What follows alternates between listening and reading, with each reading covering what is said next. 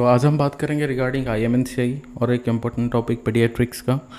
और यहाँ से लगातार 2-3 क्वेश्चन पूछा था एम्स में, एक ही एग्ज़ाम में 2-3 क्वेश्चन आया था IMNCI के regarding, and that to regarding dehydration and management of dehydration के रिगार्डिंग। तो यहाँ पे डिहाइड्रेशन और डायरिया का जो IMNCI क्लासेस है वो मैंने ग्रुप में भेजा हुआ था, जो क्लास 1 करके मैंने भेजा हुआ था। अगर किसी को नहीं मिला है then text me after the class and I will share. और ये है दूसरा क्लास रिगार्डिंग IMNCI, जो रिमेनिंग पार्ट ऑफ IMNCI है वो हम बात करेंगे। And then there will be another 1 और 2 क्लास रिगार्डिंग IMNCI। क्या क्या बात होगा आज क्लास में और आगे जाके क्या IMNCI रिगार्डिंग क्लासेस होगा वो सारे हम बात करते हैं। तो IMNCI के रिगार्डिंग आज हमारा जो बात है वो है there will be a difference between IMCI and IMNCI। ये दोनों के बीच में हम डिफरेंस समझेंगे, ठीक है, आज का जो ऑब्जेक्टिव है क्लास का। And then will talk about the objective of IMNCI, objectives of IMNCI, and then we'll talk about the IMNCI package,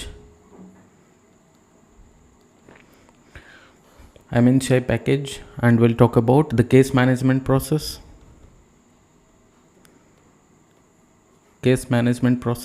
and we'll talk about the color coding,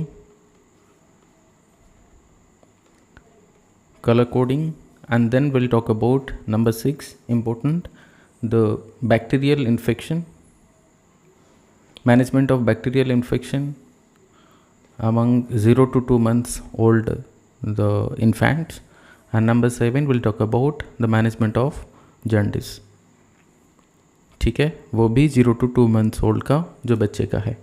सो ये 7 topics will be covering through the class. I hope अगर किसी को मेरा आवाज़ में मुझे जो लगता है कि किसी को प्रॉब्लम नहीं होना चाहिए डिस्प्ले या फिर मेरा वॉइस में, अगर कोई दिक्कत है तो बता दो।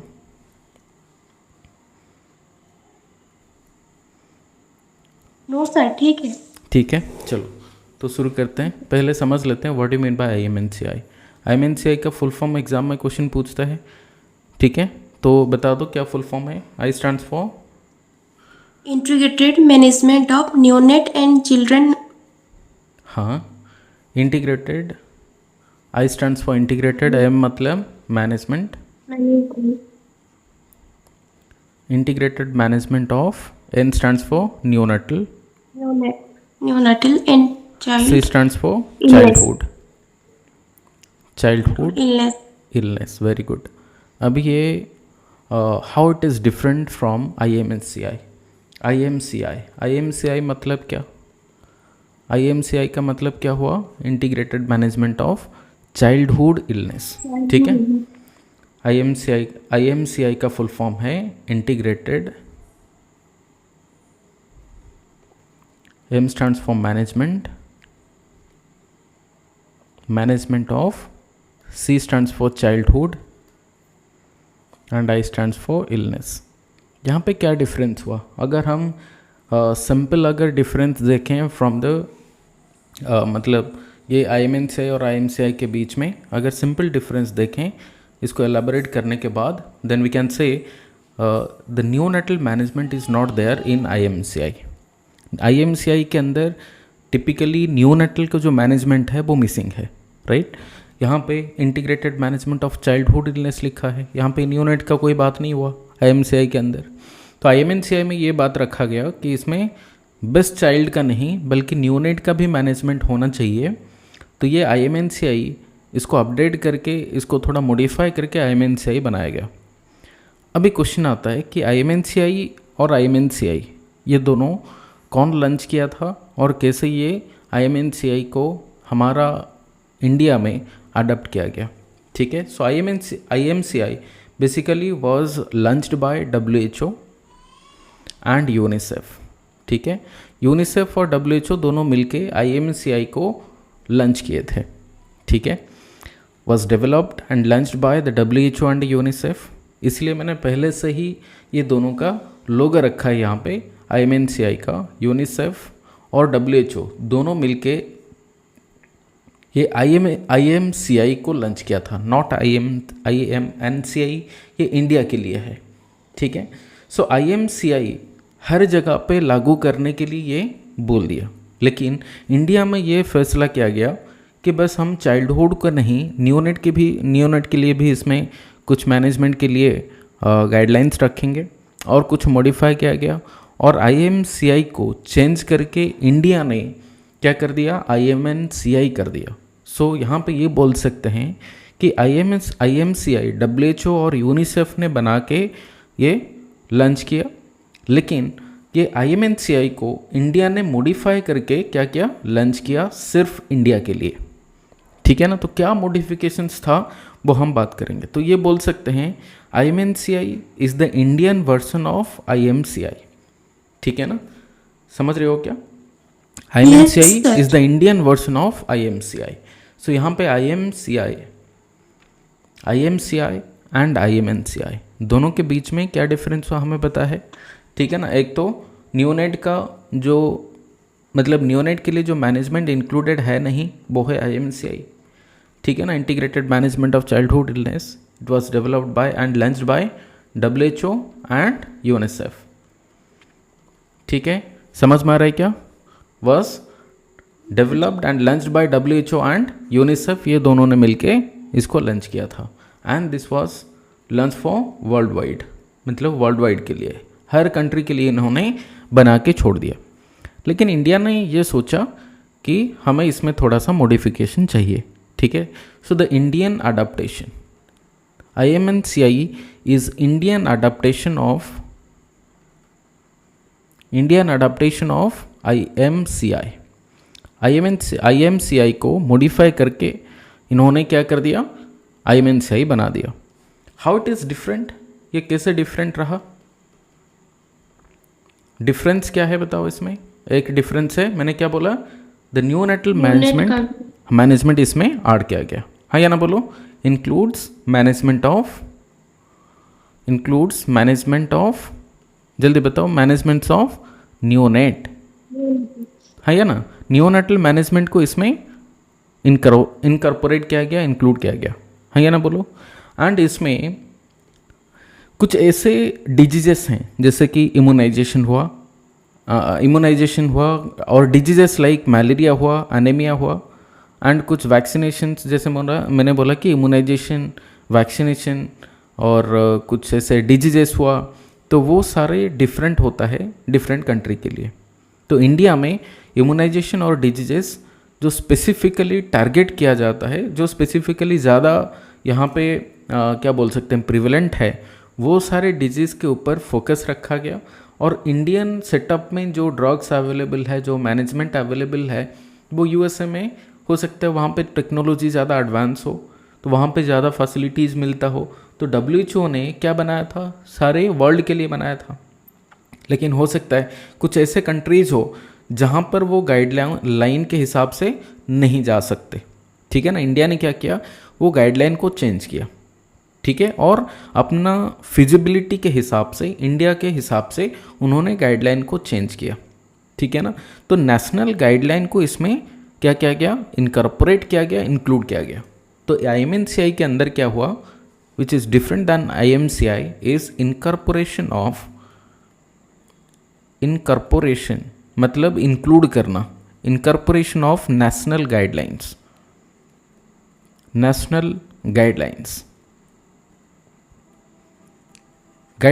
ऑन लाइक इम्यूनाइजेशन हर कंट्री में अलग अलग होता है, ठीक है। इम्यूनाइजेशन का गाइडलाइंस यहाँ पे डाला गया, साथ में मलेरिया का, एंड देन एनीमिया के लिए इंडिया का जो गाइडलाइन है वो अलग है। जैसे कि वर्ल्ड वाइड WHO ने ये बोल दिया कि जो कट ऑफ है, मतलब हेमोग्लोबिन का जो कट ऑफ है एनीमिया के लिए, वो मान के चल रहे हैं जैसे 12 है, 12 mg/dL।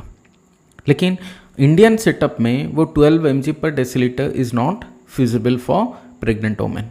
तो वहाँ पे ICMR ने क्या कर दिया, मतलब वो 12 mg/dL को चेंज करके 11 कर दिया।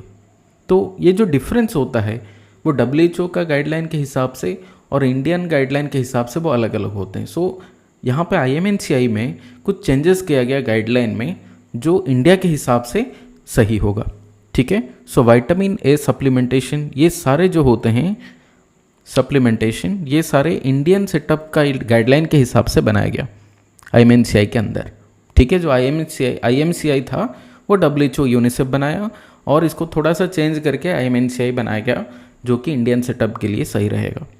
समझ गए ना, समझ गए ना बात। सो ये था डिफरेंट, ठीक। IMNCI is the Indian version of IMNCI which is different then IMNCI। कैसे डिफरेंट रहा, क्योंकि न्यूनेट का मैनेजमेंट इसमें इंक्लूड किया गया और हमारा जो national guidelines like immunisation, malaria, anaemia, vitamin A supplementation, ये सारे जो इंडियन सेटअप के लिए जो मैनेजमेंट सही होगा उसके हिसाब से बनाया गया। क्या यहाँ तक कोई डाउट है? क्या डाउट है यहाँ तक कोई? समझ में आया?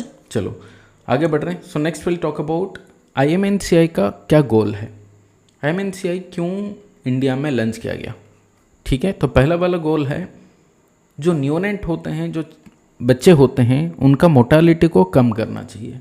ज़्यादा जो मतलब ये बोल सकते हैं इन्फेंट मोर्टालिटी रेट IMR या NMR जैसे बोलते हैं, न्यूनेटल मोर्टालिटी रेट, इनको कम करना, ठीक है, टू रिड्यूस मोर्टालिटी, ठीक है, टू रिड्यूस मोर्टालिटी किसका, NMR I mean neonatal mortality rate and as well as IMR infant mortality rate, इसको कम करना पहला गोल है IMNCI का, ठीक है।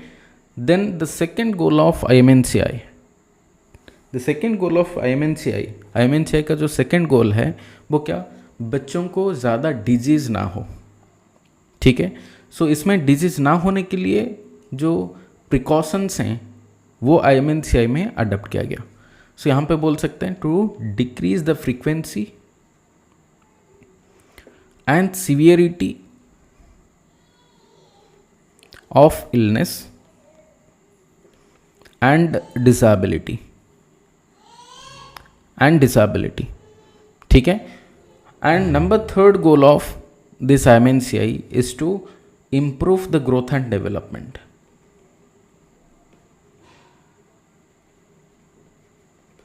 improve growth and development during first 5 years of the child,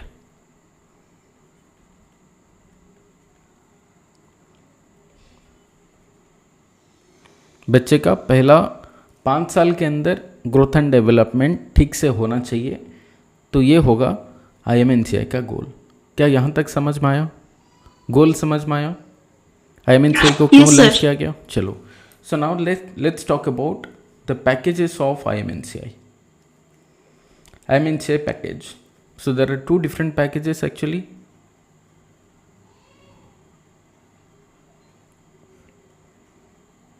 तो पैकेजेस में क्या क्या आता है?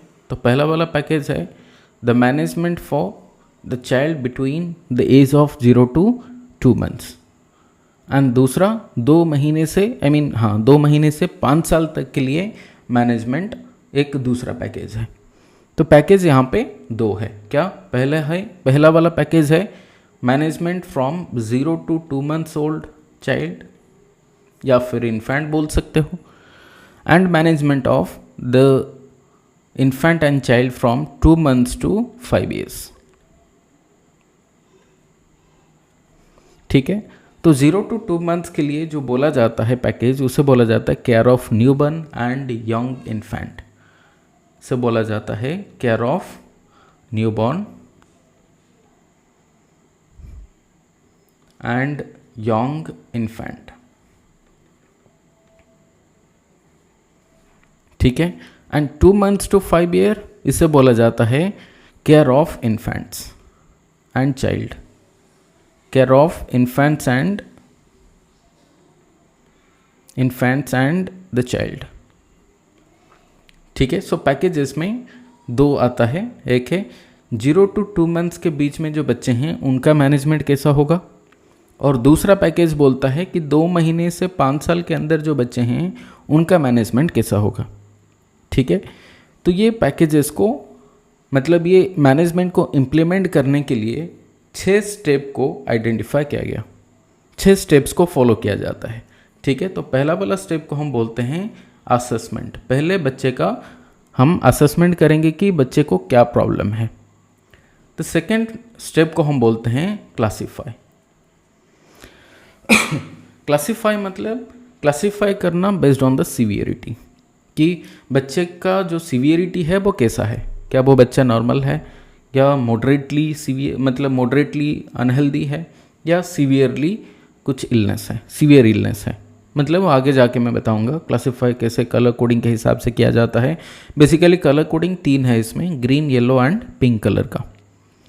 अभी क्लासीफाई करने के बाद तीसरा जो स्टेप होता है, हमें आइडेंटिफाई करना होता है कि स्पेसिफिक ट्रीटमेंट इसको क्या चाहिए। नेक्स्ट इज आइडेंटिफाई, ये होता है third step. The fourth step, जो हमने आइडेंटिफाई किया कि ये ट्रीटमेंट इसके लिए सही रहेगा, वो ट्रीटमेंट को हमें अप्लाई करना, ट्रीटमेंट देना है। Then number 5 is counselling of the mother. Mother को काउंसल ये करना कि तुम घर में जाने के बाद कैसे ट्रीटमेंट दोगे, होम बेस्ड केयर कैसे दोगे, कब बच्चे को लेके आना है, वो सारी चीज़ें। ठीक है, and then the follow up care, follow up care. ठीक है, तो कितना स्टेप्स हो गया यहाँ पे? There are 6 steps of the management. This 6 steps of management is called as what? The case management process. इसे क्या बोलते हैं? Case management process.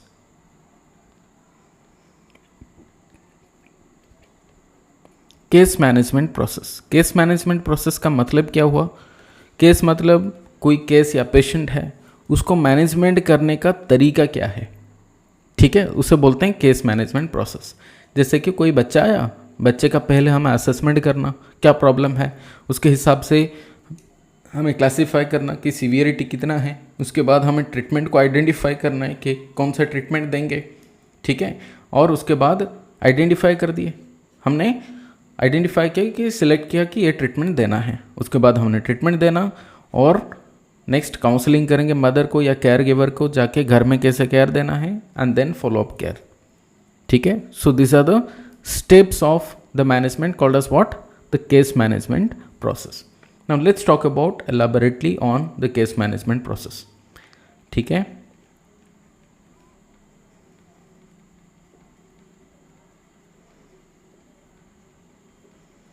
Case management process. So case management process के अंदर पहला वाला स्टेप मैंने क्या बोला, जल्दी बताओ? इज कॉल्ड असेसमेंट या असेस। तो असेसमेंट क्या करना बताओ?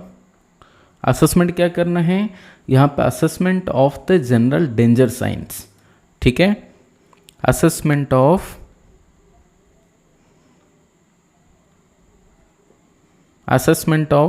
General danger science. ठीक है, and all other health problems. और कोई दूसरा हेल्थ प्रॉब्लम है तो उसको असेसमेंट करना, ये होता है पहला वाला स्टेप। ठीक है, the numbers second step is called what? Classify. ठीक है, क्लासीफाई मतलब क्या करना बताओ?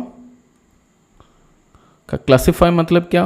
सीवियरिटी के हिसाब से, इलनेस के हिसाब से कलर कोडिंग, मतलब ट्राइज करना जैसे बोल सकते हो।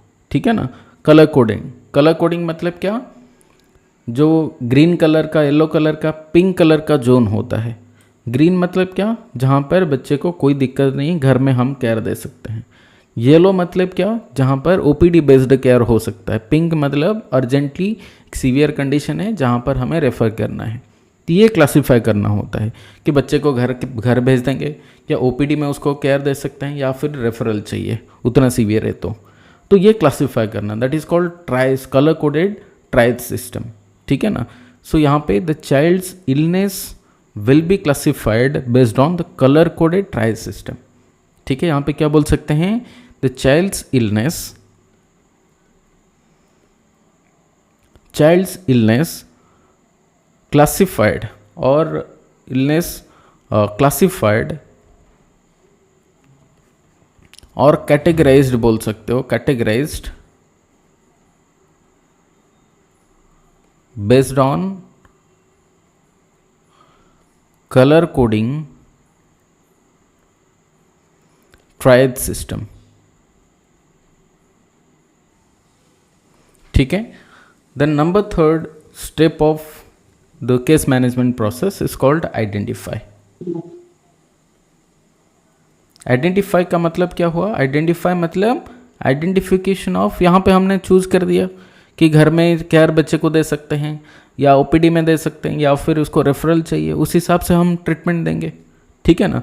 तो आइडेंटिफाई करना कि बच्चे को कहाँ पर ट्रीटमेंट देना है। ठीक है ना। सो आइडेंटिफाई मतलब क्या? Identification of specific treatment, specific treatment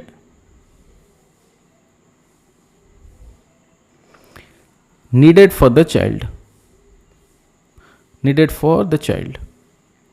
ठीक है, कौन सा वाला ट्रीटमेंट बच्चे को चाहिए। नेक्स्ट वाला the fourth step will be the treatment, treat करना। अभी यहाँ पे क्या करना, जो हमने यहाँ पे चूज किया कि ये ट्रीटमेंट चाहिए, तो वो ट्रीटमेंट को इम्प्लीमेंट करना। ठीक है ना। Treat the child,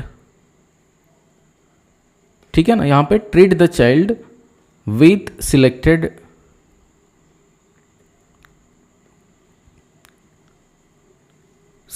management.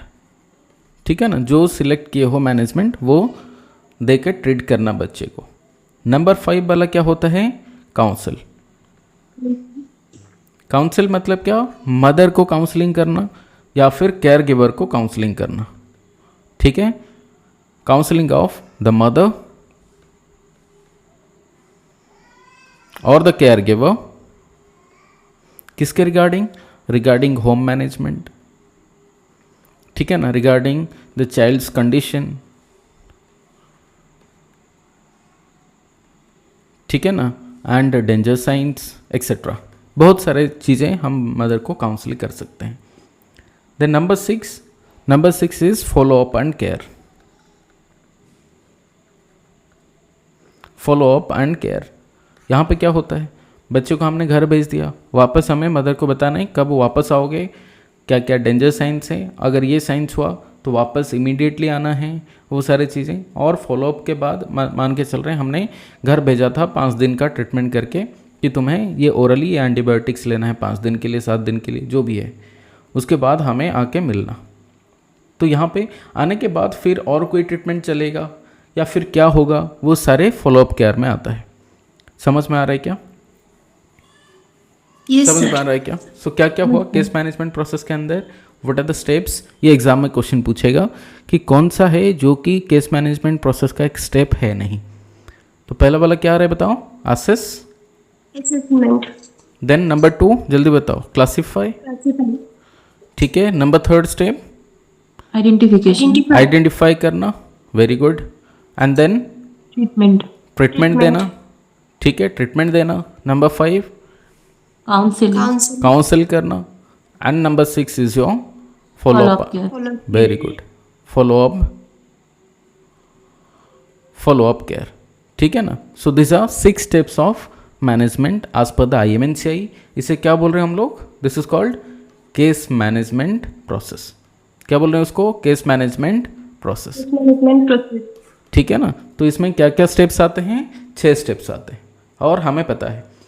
Next is colour coding. इसमें क्या क्या कलर कोडिंग मैंने बताया? 3 कलर कोडिंग्स होते हैं, राइट? कलर कोडिंग क्या क्या होता है? येलो एंड हाँ, यहाँ पे देख सकते हैं क्या है। Green yellow. एक हो गया पिंक और दूसरा हो गया क्या? येलो कलर का, और तीसरा यहाँ पे क्या हो गया? ग्रीन कलर वाला। ठीक है, समझ में आ रहा है क्या? तो क्या क्या कलर Yes, sir. कोडिंग हुआ? एक हो गया पिंक कलर वाला, ठीक है। दूसरा क्या हो गया? Yellow colour. Yellow and and green. Third हो गया ग्रीन कलर। सो 3 कलर कोडिंग्स होता है IMNCI के अंदर।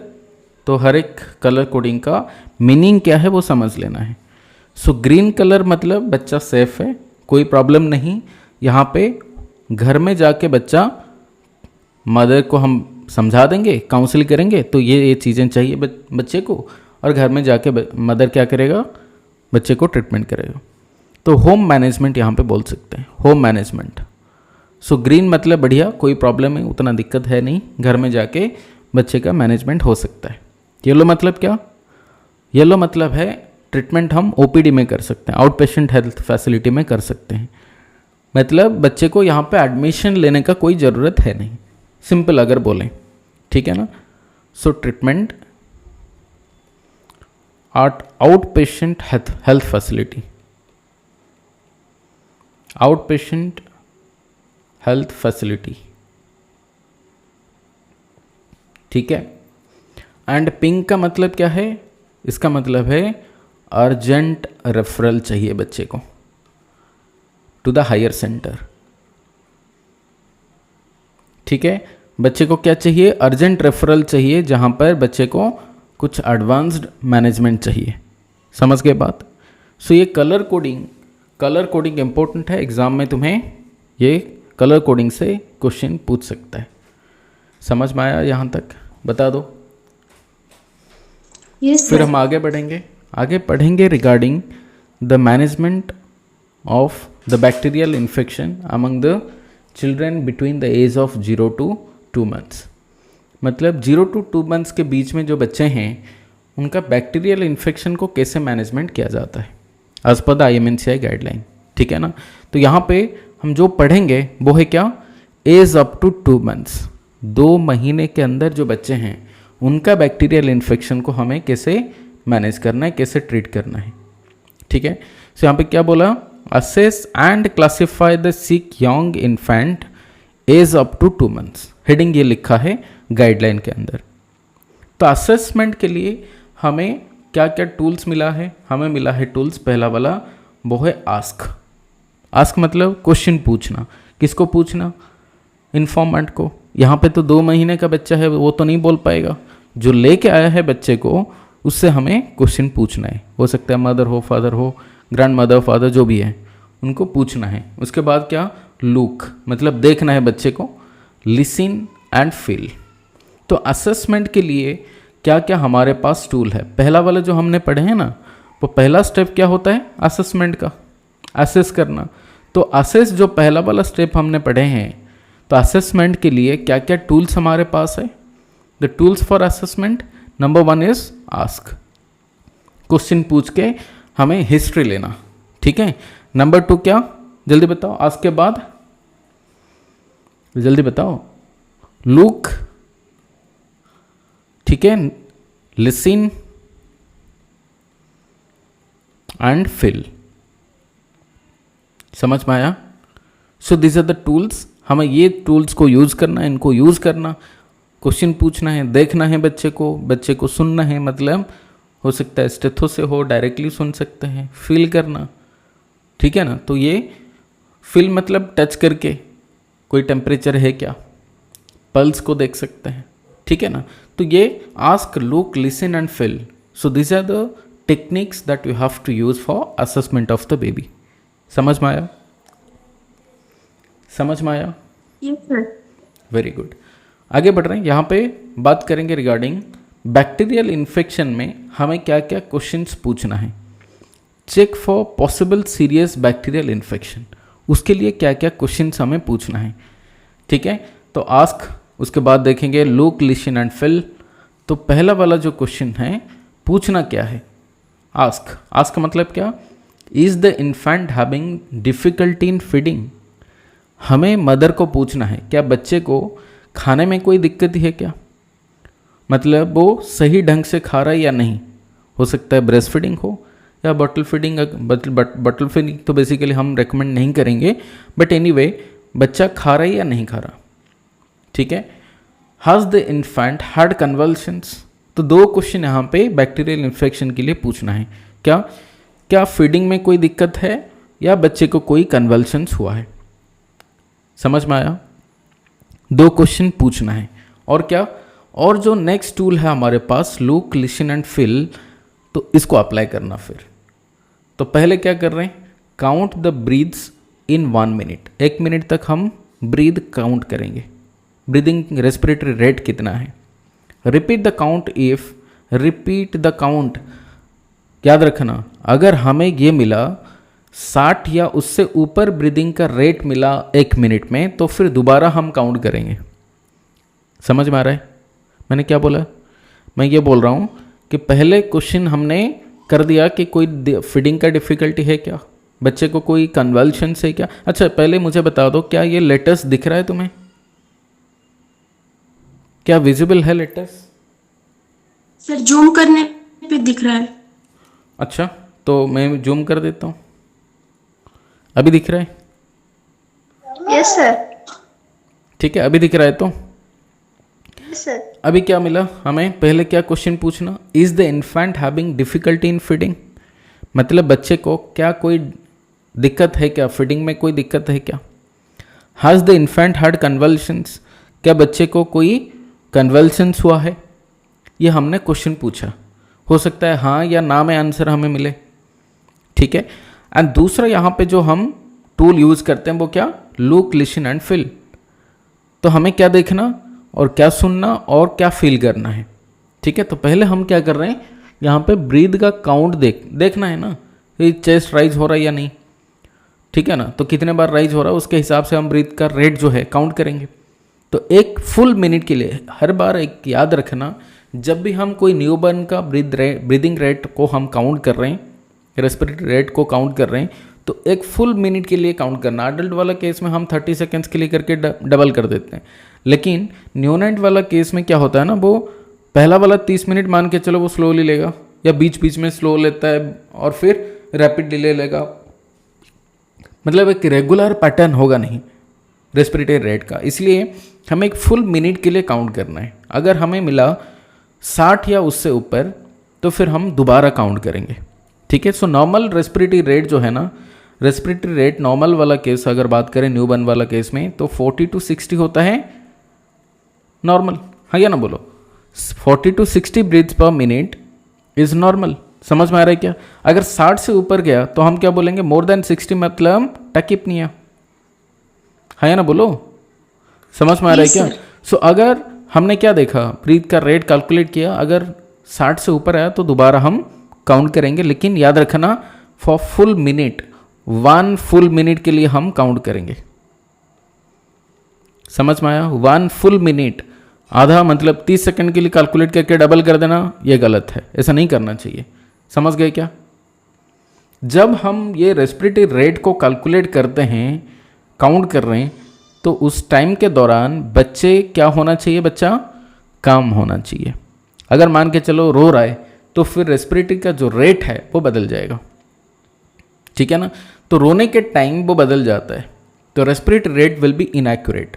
इसलिए मदर को बोल सकते हैं ब्रेस्ट फीडिंग कराओ, या चुप कराने के लिए और कोई तरीका, थोड़ा डिस्ट्रैक्शन करा सकते हैं, कुछ भी करके बच्चा काम होना चाहिए। तब जब बच्चा क्या होना, कंप्लीटली स्टेबल होगा, काम होगा, उस टाइम के दौरान हमें काउंट करना, अदरवाइज ये गलत हो जाएगा। तो रेस्पिरेटरी रेट काउंट करने का क्या तरीका है वो समझ में आया। Next is look for severe chest indrawing. ठीक है, चेस्ट इनड्रॉइंग का मतलब है अंदर के तरफ क्या होना, चेस्ट अंदर, क्या बोल सकते हैं, जैसे इनड्रॉइंग का बहुत सारे हो सकता है कि जैसे क्या बोल सकते हैं, इंटरकोस्टल मसल्स इनड्रॉइंग हो, या स्टर्नम के नीचे इनड्रॉइंग हो सकता है। ठीक है ना, तो इनड्रॉइंग कहाँ पर हो रहा है, कैसे हो रहा है, सीवियरिटी को देखने के लिए, ये मैंने आरडीएस वाला क्लास में बताया हुआ है, इनड्रॉइंग का क्या क्या क्लासिफिकेशंस हैं। आरडीएस वाला क्लास देख सकते हो, रेस्पिरेटरी डिस्ट्रेस सिंड्रोम, तो वहाँ पे आरडीएस का क्या क्या फीचर्स हैं और चेस्ट इनड्रॉइंग का डिफरेंट क्लासिफिकेशंस क्या क्या है, वो सारे मैंने वहाँ पे बताया हुआ है। ठीक है, तो चेस्ट इनड्रॉइंग का मतलब है, मान के चलो चेस्ट क्या होना चाहिए, अंदर की तरफ, ऊपर की तरफ उठना चाहिए, वो नीचे की तरफ चले जाना। ठीक है, बेसिकली जब हम सांस अंदर लेते हैं, चेस्ट क्या होता है, ऊपर की तरफ आता है, लेकिन कुछ बच्चे का क्या होगा, चेस्ट अंदर की तरफ चला जाएगा। ठीक है, या फिर ऐसा बोल सकते हैं, बेसिकली जब हम रेस्पिरेशन लेते हैं तो सांस अंदर लेते हैं तो चेस्ट क्या होगा, राइज होगा और स्टर्नम के नीचे गड्ढा बन जाएगा, तो वो भी हो सकता है। तो चेस्ट इनड्रॉइंग या फिर अपर चेस्ट और लोअर चेस्ट इनड्रॉइंग हो सकता है। ठीक है, स्टर्नल इनड्रॉइंग हो सकता है। तो वो कहाँ पे इनड्रॉइंग हो रहा, क्या सीवियरिटी है, वो क्लासिफिकेशन और थोड़ा ज़्यादा डिटेल में RDS वाला क्लास में देख सकते हो। तो एनीवे, सो चेस्ट इनड्रॉइंग हो रहा है क्या? Look for severe chest indrawing in the baby. तो यहाँ पे क्या देख रहे हैं हम लोग, क्या क्या हुआ यहाँ पे? पॉसिबल सीरियस बैक्टीरियल इन्फेक्शन को असेस करने के लिए पहले हमने ये क्वेश्चन पूछा, क्या फीडिंग का कोई प्रॉब्लम है क्या बच्चे को कोई कन्वल्शंस है? लो क्लीशन फील वाला केस में हमने क्या किया, रेस्पिरेटरी रेट को काउंट किया एंड देन इनड्रॉइंग को असेसमेंट किया। लेकिन एक चीज़ इंपॉर्टेंट है, बच्चा क्या होना चाहिए, काम एंड क्वाइट होना चाहिए। ये हो गया रेस्पिरेटरी के सिस्टम के रिगार्डिंग। नेक्स्ट हो गया, हमें पता है जब बैक्टीरियल इन्फेक्शंस हैं तो पॉसिबल है कि यहाँ पे टेम्परेचर भी राइज हो, राइट? इन्फेक्शन से तो टेम्परेचर भी बढ़ेगा, हाँ या ना बोलो? तो टेम्परेचर अगर बढ़ता है तो फिर हमें कौन सा वाला टेम्परेचर लेना चाहिए? बेसिकली इन्फेंट वाला केस में कभी भी रेक्टल टेम्परेचर देखा नहीं जाता, हम कभी भी नहीं देखते, ओरल टेम्परेचर भी नहीं देखते। सो बेसिकली कौन सा वाला टेम्परेचर फिर देखेंगे? Measure axillary temperature, if not possible feel for fever और लो बॉडी टेम्परेचर। बैक्टीरियल वाला इन्फेक्शन में दो चीज़ें हो सकता है, क्या? नंबर 1 हाइपरथर्मिया हो सकता है, या फिर नंबर 2 बच्चे को हाइपोथर्मिया भी हो सकता है। ठीक है ना, याद रखना दोनों हो सकता है। तो इसलिए याद रखना कि अगर बैक्टीरियल इन्फेक्शंस हैं तो पहले चेंजेस हो रहा है कहाँ पे? रेस्पिरेटरी रेट में चेंजेस होगा, रेस्पिरेटरी सिस्टम में, नंबर 1। नंबर 2 और कहाँ पे चेंजेस हो रहा? टेम्परेचर में चेंजेस होगा।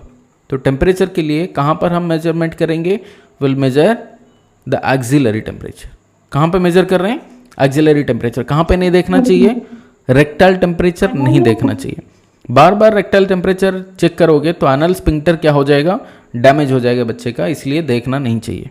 ओरल तो हमें बताया बच्चा काट लेगा, मतलब ये जो टेम्परेचर है देखना नहीं चाहिए, इसलिए क्योंकि पहले क्या होता ना, वो ग्लास थर्मोमीटर आता था, अगर बच्चे को हमने दे दिया मुंह में तो उसके अंदर मर्कुरी मतलब बेसिकली होता है, और वो मर्कुरी निकल लेगा तो वो पॉइजन है, मर्कुरी पॉइजनिंग होगा। इसलिए ज़्यादातर ओरल टेम्परेचर देखा नहीं जाता। इन्फेंट में हम कौन सा वाला ज़्यादातर मानते हैं?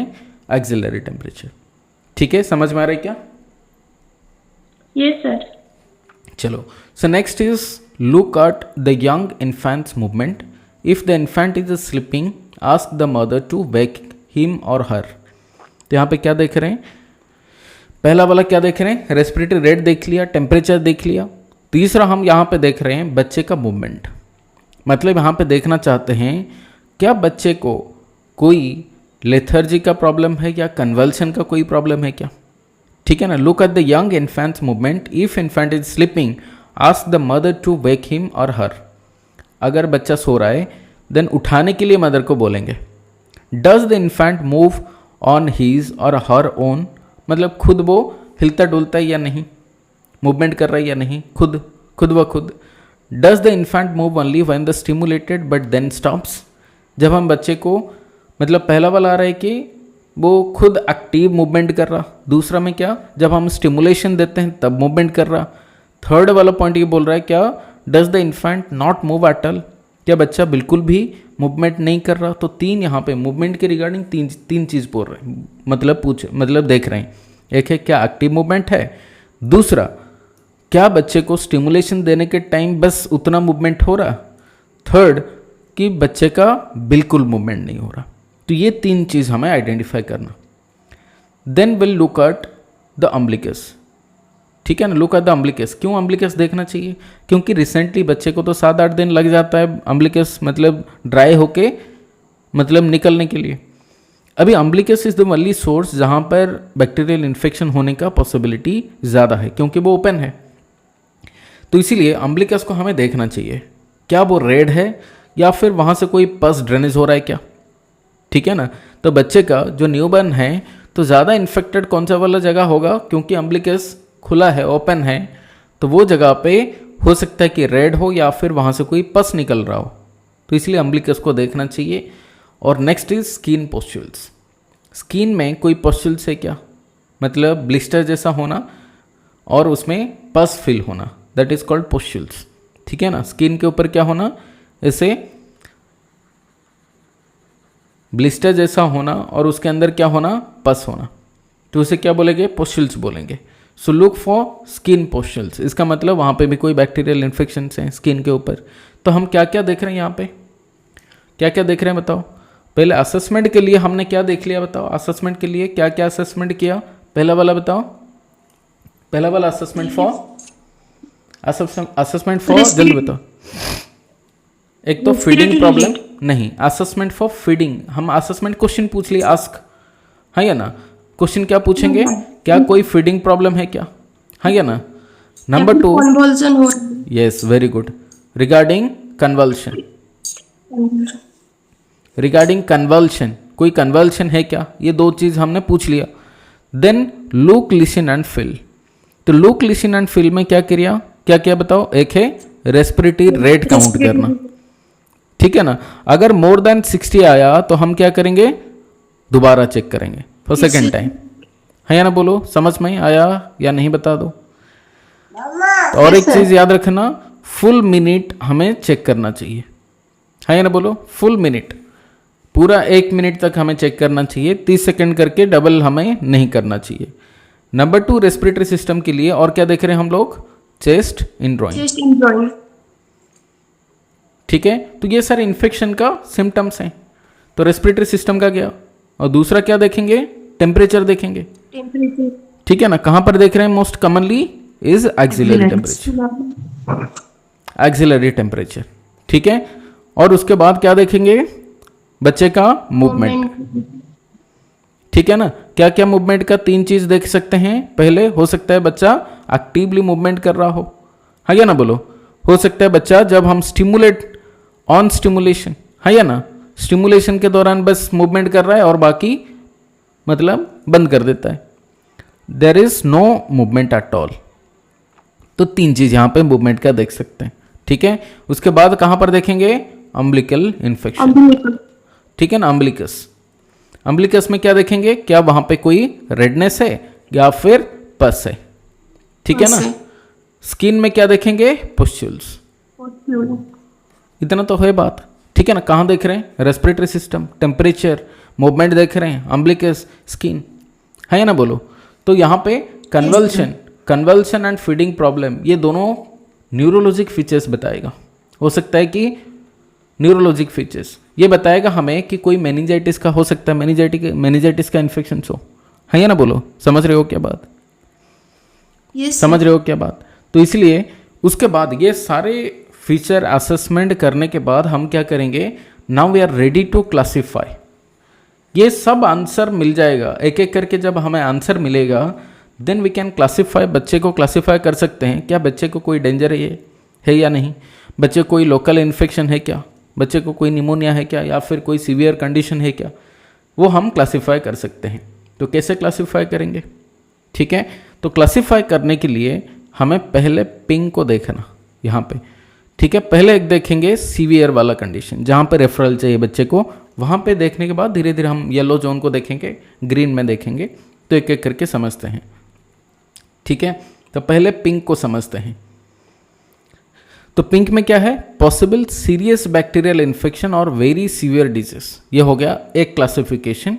दूसरा क्लासिफिकेशन यहाँ पे हो सकता है बच्चे को निमोनिया है, हो सकता है बच्चे को लोकल बैक्टीरियल इन्फेक्शन है, या फिर इन्फेक्शन ना नहीं हो सकता है, मतलब ये बोल सकते हैं इन्फेक्शन अनलाइकली, मतलब बच्चे को इन्फेक्शन नहीं है, ठीक है ना। So this are 4 different classifications based on जो हमने यहाँ पे क्वेश्चन पूछा था, जो हमने यहाँ पे असेसमेंट किया था, उसको बेस करके यहाँ पे हम 4 डिफरेंट क्लासिफिकेशंस या डायग्नोसिस करेंगे, ठीक है। तो पहला वाला जो डायग्नोसिस है वो सीरियस से चल रहे हैं, हम लोग देखेंगे पॉसिबल सीरियस बैक्टीरियल इन्फेक्शन और वेरी सीवियर डिजीज। कब बोलेंगे कि there is a possible serious bacterial infection, कब बोलेंगे, ठीक है। So possible serious bacterial infection बोलने के लिए हमारे पास एटलीस्ट एक साइन होना चाहिए, एनी वन और more of the following science. क्या यहां पे ये विजिबल है, दिख रहा है क्या,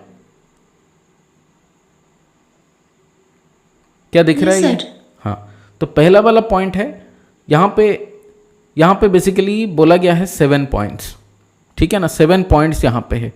ये 7 पॉइंट से अगर कोई एक या उससे ज़्यादा हो तो हम बोल पाएंगे कि बच्चे को एक सीरियस इन्फेक्शन है, ठीक है, सीरियस बैक्टीरियल इन्फेक्शन है। तो पहला वाला पॉइंट क्या, not able to feed at all. पहला हमने पूछा था रिगार्डिंग कि बच्चा क्या कर रहा है, मतलब अच्छा से फीडिंग कर रहा है या नहीं, ठीक है ना, फीडिंग कर पा रहा है या नहीं कर पा रहा, और मदर ने बोल दिया not able to feed at all, बच्चा बिल्कुल भी नहीं खा रहा, ठीक है ना, नॉट फीडिंग वेल, वो अच्छा से खाना नहीं खा रहा, इसका मतलब ये एक डेंजर साइन है, सीरियस इन्फेक्शन है कोई, ठीक है ना। दूसरा यहाँ पे पॉइंट है, दूसरा पॉइंट कि बच्चे को कन्वल्सन के रिगार्डिंग क्वेश्चन पूछा था, आस्क है ना। Second question, has the infant heard any convulsions, बच्चे को कोई कन्वल्शंस हुआ था, तो अगर मदर ने बोल दिया कि हाँ कन्वल्शन हुआ था, तो ये भी एक पॉसिबल बैक्टीरियल इन्फेक्शन हो सकता है, मेनिंजाइटिस हो, राइट। सो ये दो क्वेश्चन हुआ, ठीक है ना। हमने फीडिंग के रिगार्डिंग पूछा था, मदर ने बोला कि बच्चा बिल्कुल भी नहीं खा रहा या फिर अच्छा से नहीं खा रहा, तो ये हो सकता है कि डेंजर साइन हो। अगर अच्छा से खा रहा है बट उसको कन्वल्शन हुआ था, तो ये भी एक हो सकता है, ठीक है ना।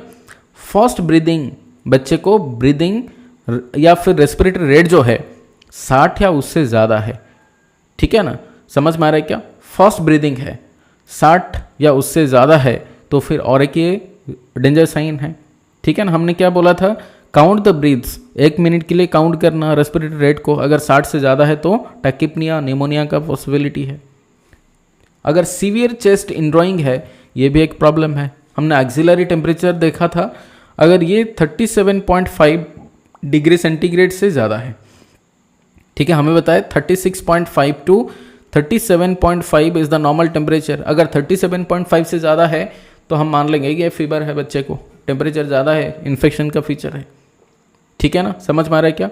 एक्सिलरी टेम्परेचर मोर देन 37.5 या फिर एक्सिलरी टेम्परेचर लेस देन 35.5, ठीक है ना। 36.5 to 37.5 is normal temperature, less than 35.5 मतलब यहाँ पे बच्चे को हाइपोथर्मिया है, ठीक है ना, ये भी एक फीचर है इन्फेक्शन का, ठीक है।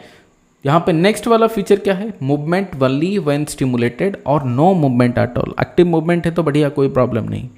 अगर जब हम स्टिमुलेट करते हैं, 3 फीचर मैंने बोला था मूवमेंट के रिगार्डिंग, आइदर बच्चा एक्टिव मूवमेंट कर रहा होगा, या फिर हम स्टिमुलेशन देने के टाइम मूवमेंट कर रहे हैं उसके बाद बंद, या फिर बिल्कुल मूवमेंट नहीं कर रहा। अगर बिल्कुल मूवमेंट नहीं कर रहा या फिर जब हम स्टिमुलेशन देते हैं बच्चे का पैर पे अगर ऐसे मतलब क्या बोलें स्ट्राइक करते हैं, तब बस बच्चा का मूवमेंट होता है, उसके बाद बंद कर देता है, ये भी एक बड़ा प्रॉब्लम है। ये सारे सीरियस बैक्टीरियल इन्फेक्शन के तरफ इंडिकेट कर रहा, या फिर there is a very severe disease. अगर इनमें से कोई एक या उससे ज़्यादा फीचर है, then will say this is a possible bacterial infection, serious bacterial infection और वेरी सीवियर डिजीज। समझ में आ गया, समझ में आया। Yes sir. हमने जो जो असेसमेंट किया था, यहाँ पे एक असेसमेंट, यहाँ पे देखो कोई भी एक भी फीचर यहाँ पे आ गया, क्या feature, is the infant having difficulty in feeding. अगर मदर बोल दिया यस, तो फिर बड़ा प्रॉब्लम है। अगर यहाँ पे कोई प्रॉब्लम नहीं, बच्चा मदर ने बोल दिया नहीं बच्चा ठीक से खा रहा है, लेकिन बच्चे को क्या है, कन्वल्शन है क्या, अगर मदर बोल दिया यस कन्वल्शन है, देन एक बड़ा प्रॉब्लम है, सीवियर बैक्टीरियल इन्फेक्शन की तरफ मतलब इंडिकेट कर रहा है। अगर ये दोनों नो है, यहाँ पे कोई प्रॉब्लम नहीं है, बच्चा ठीक से खा रहा, कन्वल्शन है नो, देन हम जाएंगे किधर, ब्रीथ रेट काउंट करने के लिए, रेस्पिरेटरी रेट काउंट करने के लिए। अगर मोर देन 60 है तो फिर ये भी प्रॉब्लम है, निमोनिया की तरफ इंडिकेट कर रहा है, ठीक है ना। तो अगर एक्सिलरी टेम्परेचर हमने देखा, if it is more than 37.5 और less than 35.5, both are indicative of infection, हाँ या ना बोल दो, समझ में आ रहा है क्या। एंड देन हमने ये बोला था कि बच्चे का मूवमेंट कैसा है, मूवमेंट आइदर क्या होगा, ऑन स्टिमुलेशन अगर हो रहा है, एक्टिव मूवमेंट है तो बढ़िया, कोई प्रॉब्लम नहीं है बच्चे को, और दूसरा अगर नो मूवमेंट, बिल्कुल मूवमेंट नहीं है, then this is also another problem, है ना बोलो। So these are the problems that we need to identify. अगर ऐसा प्रॉब्लम्स हैं, एक भी यहाँ पे सिम्टम है, देन विल से बच्चे को एक सीरियस बैक्टीरियल इन्फेक्शन है। समझ में आया, समझ में आया क्या। Yes sir. चलो, तो एक हो गया क्लासिफिकेशन, जो कि हम बोल रहे हैं पॉसिबल सीरियस बैक्टीरियल इन्फेक्शन हो सकता है। अगर मान के चल रहे हैं पॉसिबल बैक्टीरियल इन्फेक्शन को छोड़ के, एक चीज़ हमने देखा था कि फास्ट ब्रीदिंग है बच्चे को, बस क्या है, फास्ट ब्रीदिंग है, 60 ब्रीथ्स पर मिनट और more in infants 7 to 59 days of old. एक चीज याद रखना, जब फास्ट ब्रीदिंग है, लेकिन यहां पे भी फास्ट ब्रीदिंग बोला है, रेस्पिरेटरी रेट मोर देन 60 मैंने बोला था। अगर किसी का respiratory rate is more than 60, ठीक है ना, यहां पे दो चीज तुम्हें याद रखना चाहिए, क्या, रेस्पिरेटरी रेट मोर देन 60, लेकिन अगर एज क्या है, age is less than 7 days, तो ये कंसिडर करेंगे सीवियर। अगर age is greater than 7 days, age is greater than 7 days, then will not consider this is severe, will say this is moderate infection। अगर 7 दिन से कम है और 60 से ऊपर है respiratory rate, then will classify in the pink zone। अगर 7 दिन के ऊपर हो गया और रेस्पिरेटरी रेट है बच्चे का, मतलब मान के चलो 1 वीक के बाद हम देख रहे हैं बच्चे का जो रेस्पिरेटरी रेट है वो 60 के ऊपर है, then will classify it as moderate infection. हम सीवियर कैटेगरी में नहीं डालेंगे, हालांकि 60 के ऊपर दोनों केसेस में है। एक तो बच्चा है जिसका 7 दिन का, मतलब 5 दिन वाला बच्चा है, 5 डेज वाला बच्चा है, ठीक है ना, और उसका रेस्पिरेटरी रेट है 72। तुम क्या करोगे, कौन सा वाला जोन में डालोगे, पिंक या येलो वाला?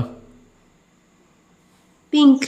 पिंक में डाल दोगे, ठीक है ना। अगर कोई बच्चा आ रहा है जिसका एज है 22 डेज और उसका जो रेस्पिरेटरी रेट है वो मान के चल रहे हैं 70 है, कहाँ पे डालोगे? येलो में डालते थे, समझ रहे हो ना। तो हालांकि दोनों में रेस्पिरेटरी रेट मोर देन 60 है, बट डिपेंडिंग ऑन की एज क्या है उस हिसाब से हम क्या करेंगे, कैटेगरी में डालेंगे, आइदर पिंक जोन में या येलो जोन में, ठीक है ना।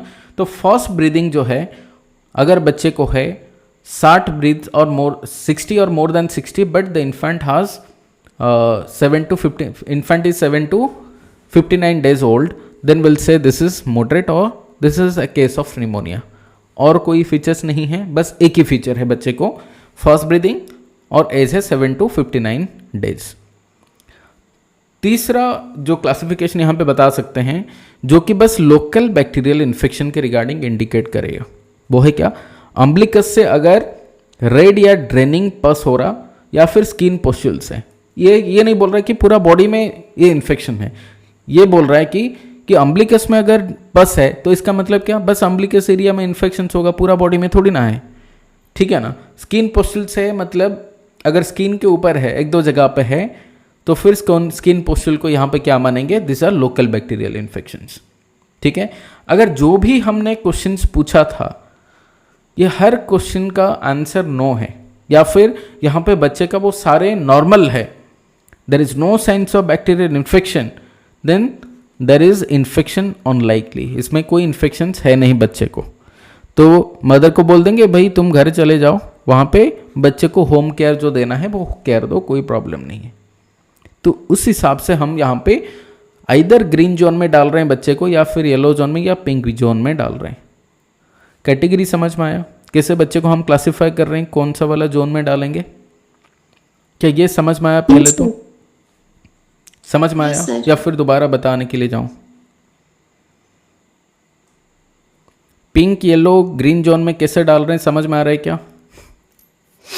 अगर मान के चल रहे हैं, मैं अभी यहां पे बता रहा हूं, अगर किसी बच्चे का डिफिकल्टी इन फीडिंग है तो ये हो गया एक क्राइटेरिया 1। नंबर 2 क्राइटेरिया अगर कन्वल्शन है, ये हो गया सेकंड क्राइटेरिया। अगर है तो फिर हम बोलेंगे पिंक जोन में जाएगा, पॉसिबल सीरियस बैक्टीरियल इन्फेक्शन है, respiratory rate more than 60, but age क्या होना चाहिए, लेस देन 7 डेज, तो पिंक जोन में डाल सकते हैं। अगर चेस्ट इंड्रॉइंग पॉजिटिव है, ये हो गया 4th क्राइटेरिया, हाँ या ना बोलो। एक्सिलरी टेम्परेचर कितना होना चाहिए, मोर देन 37.5 और लेस देन 30.5, तब भी सीवियर इन्फेक्शन मानेंगे। या फिर मूवमेंट के रिगार्डिंग हमें क्या पता होना चाहिए, अगर स्टिमुलेशन के दौरान हो रहा है या फिर बिल्कुल नहीं हो रहा, तो हम मानेंगे क्या, ये क्या हो रहा है बताओ, पॉसिबल जो सीरियस इन्फेक्शन है, पिंक जोन में डाल देंगे बच्चे को। अगर बच्चे को एक चीज यहां पे मान रहे हैं, जो हम लुक लीसन फिल्म में देख रहे हैं ना, काउंट कर रहे हैं, respiratory rate is greater than 60 but age is greater than 7 days, तो हम कहां पे डालेंगे, दिस बच्चा will be in yellow zone. Yellow.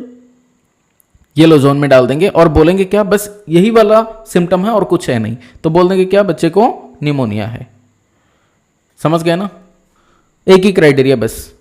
दूसरा, और यहां पे लुक लिसन फील्ड में और दो चीज देखे थे, क्या, लुक एट द अम्बिलिकस और लुक फॉर द स्किन पुस्टुल्स। अगर ये दोनों में से कोई भी एक यस है तो क्या बोल देंगे, दिस आर लोकल इन्फेक्शंस, है ना, बोलो लोकल बैक्टीरियल इन्फेक्शंस, है ना, बोलो, समझ में आया। तो अभी यहां पे बच्चे को ना हम 3-4 जोन में डाल सकते हैं, ठीक है। तो एक पहला वाला जोन है जहां पर सीरियस बैक्टीरियल इन्फेक्शन बोल दिए, दूसरा निमोनिया, तीसरा लोकल बैक्टीरियल इन्फेक्शन, और एक ग्रीन जोन जहां पर हम बोल रहे हैं कि बिल्कुल इन्फेक्शन बच्चे को है नहीं, घर जा सकता है बच्चा और वहां पे होम केयर दिया जाएगा। ठीक है ना, समझ में आ रहा, समझ में आ रहा है क्या? Yes. तो पहला वाला पिंक जोन के रिगार्डिंग समझते हैं। अगर बच्चे को कोई एक पॉसिबल सीरियस बैक्टीरियल इन्फेक्शन है तो क्या क्या मैनेजमेंट होगा, ठीक है। हमें पता है बच्चे को हमने कौन सा वाला जोन में डाल दिया, पिंक जोन में डाल दिया, अच्छा से खा नहीं रहा, या फिर कन्वल्शन है, या फिर मतलब ब्रीदिंग जो रेस्पिरेटरी रेट है वो ज़्यादा है, या फिर टेम्परेचर का फ्लक्चुएशन है, मूवमेंट नहीं हो रहा, उस हिसाब से हमने डाल दिया पिंक जोन में। अभी पिंक जोन के लिए क्या क्या ट्रीटमेंट्स अवेलेबल है, तो पहला वाला ट्रीटमेंट है गिव एंटी कन्वल्सेंट्स। अगर बच्चे को कन्वल्शन होगा तब तो देंगे ना, है ना, बोलो, समझ में आई? Yes, sir. तो हमने क्या असेसमेंट किया, हमने देखा, पूछा था क्वेश्चन मदर को, क्या पूछा था, हमने पूछा था क्या मतलब बच्चे का कोई कन्वल्शन हुआ था क्या, मदर ने बोल दिया हाँ हुआ था, तो हमने डायरेक्टली डाल दिया पिंक जोन में, there is a possible bacterial infection, और मैनेजमेंट में क्या डालेंगे, क्या देंगे, विल गिव एंटी कन्वल्शंस। समझ रहे हो, हाँ या ना, बोलो, समझ रहे हो Yes, क्या? sir. अभी एंटी कन्वल्शन क्या क्या हमारे लिए अवेलेबल है और हम क्या क्या दे सकते हैं, ठीक है। सो ट्रीटमेंट ऑफ कन्वल्शन, तो पहला वाला है treatment as per the guideline, treatment of convulsion. Convulsion के लिए हम क्या क्या ट्रीटमेंट देंगे, सो ट्रीटमेंट ऑफ कन्वल्शन, तो पहले हम क्या दे सकते हैं, now the number 1 drug is called diazepam, ठीक है। सो हमारे लिए जो अवेलेबल है ड्रग वो है डायजेपाम। ये कैसे आता है बच्चे के लिए, आता है 10 mg पर 2 ml सोल्यूशन। तो हमारे लिए जो सोल्यूशन अवेलेबल है, जो सिरप अवेलेबल है, उसमें 10 mg डायजेपाम होता है पर 2 ml, या फिर बोल सकते हो 5 mg पर ml, जो भी बोल सकते हो, ऐसा वाला सिरप आता है, इसमें अवेलेबल है। लेकिन बच्चे को कितना देना है ये तो अवेलेबल है, ठीक है ना।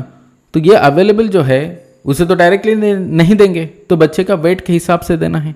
तो डोज क्या होगा डायजेपाम का, तो डोज ऑफ डायजेपाम हम 2 तरीके से दे सकते हैं बेसिकली। एक तो हम डायजेपाम को आईवी दे सकते हैं या फिर रेक्टली दे सकते हैं, रेक्टम में दे सकते हैं। तो अगर आईवी होगा तो कैसे होगा, तो dose differs based on the route. तो पहला वाला रूट आईवी के लिए क्या है, तो IV dose will be 0.25 mg per kg body weight, ठीक है। कितना देंगे, 0.25 mg per kg body wait. समझ में आ रहा है क्या, समझ में आ रहा है Yes, क्या? sir. तो 0.25 mg मतलब क्या, मैंने बोला कि 5 mg इज इक्वल टू कितना ml बताओ, 1 ml, है ना, बोल दो, समझ में आ रहा है क्या? सो 1 mg इक्वल टू वॉट, 1/5, ठीक है ना। अगर 0.25 बोल देंगे तो सो 1 डिवाइडेड बाय 5 इंटू 25/100 इतना है ना, बोलो। So this will be around Yes, sir. 0.05, है ना, बोलो, 0.05 ml। इसका मतलब अगर मैं बोल रहा हूं कि आईवी हमें कितना देना है, 0.25 mg पर केजी देना है, this is equivalent to 0.05 ml per kg, है ना, बोलो। तुम 2 तरीके से कैलकुलेट कर सकते हो। अगर मान के चल रहे हैं कोई ऐसा वाला बच्चा आया जिसका वेट है 4 kg, तो 4 kg बच्चे के लिए डोज कितना देंगे, आईवी डोज, तो देंगे कितना, देंगे 0.25 इंटू 4 इज इक्वल टू कितना हुआ बताओ, इज इक्वल टू 1 mg, है ना, बोलो, 1 mg. 1 mg देंगे, और ml में अगर कैलकुलेट, क्योंकि 1 mg तो कैलकुलेट कर दी, कितना ml देना, तो ml कितना देंगे 0.05 ml मैंने बोला पर केजी, हाँ ये ना बोलो, पर केजी कितना दे रहे हैं 0.05 इंटू 4 कर दो, कितना आ जाएगा 0.2 ml। समझ में आया, हाँ या ना बोलो, समझ Yes, में आ sir. रहा है क्या? Yes, sir. सो 0.2 ml हम बच्चे को देंगे, और मतलब कौन सा क्या देंगे बताओ, डायजेपाम देंगे 0.2 ml। कैसे देंगे, द रूट इज IV। समझ में आ रहा है क्या? IV रूट में क्या देंगे, डायजेपाम देंगे, कितना देंगे 1 mg देंगे 4 kg वाला बच्चे को, या 0.2 ml देंगे। इतना समझ गए? अगर हम रेक्टली दे रहे हैं, अगर रेक्टली दे रहे हैं तो फिर इसका जो डोज है वो डबल हो जाएगा। IV के लिए कितना था 0.25 mg पर केजी, क्या 0.05 ml पर केजी। तो रेक्टम के लिए कितना डोज होगा, the dose will B doubled, मतलब 0.5 mg पर केजी होगा, या फिर ml में अगर बताएंगे 0.1 ml, है ना, 0.1 ml पर केजी। इतना समझ गए बात, समझ गए क्या? Yes sir. तो ये होता है डायजेपाम का डोज। अगर मान के चलो ये हमने पहला वाला डोज दे दिया, फर्स्ट डोज हमने दे दिया, और बच्चे का कन्वल्शन रुक नहीं रहा, दोबारा हुआ, ठीक है, विल वेट फॉर 10 मिनट्स, ठीक है, पहला वाला डोज का 10 मिनट वेट करेंगे, अगर दोबारा हो रहा then will administer the second dose, ठीक है। तो पहले हम क्या कर रहे हैं, फर्स्ट डोज देंगे, फर्स्ट डोज कंप्लीट हुआ, आफ्टर 10 मिनट्स, 10 मिनट्स के बाद क्या देंगे, सेकेंड डोज। समझ गए, हाँ या ना बोल दो, समझ गए क्या? Yes sir. Yes, sir. चलो, उसके बाद अगर बच्चा ठीक नहीं हो रहा, रेफरल तो होगा डेफिनेटली। पिंक जोन का मतलब क्या है, पिंक जोन का मतलब है रेफर कर देना। ये तुम्हारा होगा प्राइमरी ट्रीटमेंट, ट्रीटमेंट करा के पेशेंट को क्या कर देना, रेफर कर देना। समझ रहे हो क्या? पिंक जोन का पहला मैंने क्या बोला था, this is urgent referral. Pink का मतलब यही है। येलो का मतलब क्या, ट्रीटमेंट दे सकते हैं आउट पेशेंट हेल्थ क्या फैसिलिटी में। ग्रीन का मतलब है होम बेस्ड केयर दे सकते हैं। अभी ये पिंक वाला जोन में आ रहा है बच्चा, तो कन्वल्शन मतलब पिंक वाला जोन। यहाँ पे क्या कर रहे हैं, डायजेपाम दे रहे हैं, कितना दे रहे हैं 0.25 mg पर केजी या 0.05 ml पर केजी दे रहे हैं। अगर IV दे रहे हैं रेक्टली 0.5 mg पर केजी या फिर 0.1 ml पर केजी दे के हमने पहला वाला डोज दे दिया। उसके बाद 10 मिनट के बाद सेकेंड डोज दिया, एंड देन अगर हुआ तो मतलब सेकेंड टाइम अगर कन्वल्शन हुआ तो, and then will refer the baby to the higher centres. इतना समझ गए बात, इतना समझ गए बात? Yes sir. सो पहला वाला क्या, कौन सा वाला ड्रग दे सकते हैं, डायजेपाम, ठीक है। Diazepam. Now the second drug that we can administer is phenobarbitone. Phenobarbital, phenobarbital दे सकते हैं, और ये आता है जो सोल्यूशन है वो आता है 200 mg पर ml वाला सोल्यूशन आता है। बच्चे को कितना देते हैं phenobarbital, will administer 20 mg per KG, ठीक है, 20 mg पर केजी दिया जाता है फिनोबार्बिटल। लेकिन याद रखना, this is administered if the baby is less than 2 week of age, less than 2 weeks of age, मतलब अगर 14 दिन से कम है बच्चे का age, then will administer phenobarbital not diazepam, ठीक है। तो याद रखना, अगर 14 दिन से कम है तो फिनोबार्बिटल, उससे ज़्यादा है तो क्या दे रहे हैं, डायजेपाम। इतना समझ गए बात, समझ गए क्या? Yes sir. तो पहला वाला ट्रीटमेंट क्या था, पहले हमें क्या देना था ट्रीटमेंट, पहला वाला ट्रीटमेंट जो पिंक जोन में हम डाले थे बच्चे को, वो पहला वाला ट्रीटमेंट था कि बच्चे को अगर कन्वल्शन है then you give anti convulsant if convulsing now. अगर कन्वल्शन अभी हो रहा then you give anti convulsant. क्या दे रहे हैं एंटी कन्वल्शेंट, अगर 14 दिन से कम है तो बच्चे का एज, तो क्या देंगे जल्दी बताओ, फिनोबार्बिटल। फिनोबार्बिटल। Very good. अगर 14 दिन के बाद हो गया एज, देंगे क्या, डायजेपाम। Diazepam. डायजेपाम, ठीक है। तो डायजेपाम का जो रूट है, क्या क्या रूट है डायजेपाम का बताओ? IV and rectal. आईवी दे सकते हैं या फिर रेक्टल दे सकते हैं, ठीक है ना। आईवी डोज का डबल होता है रेक्टल डोज, इतना समझ लो, ठीक है।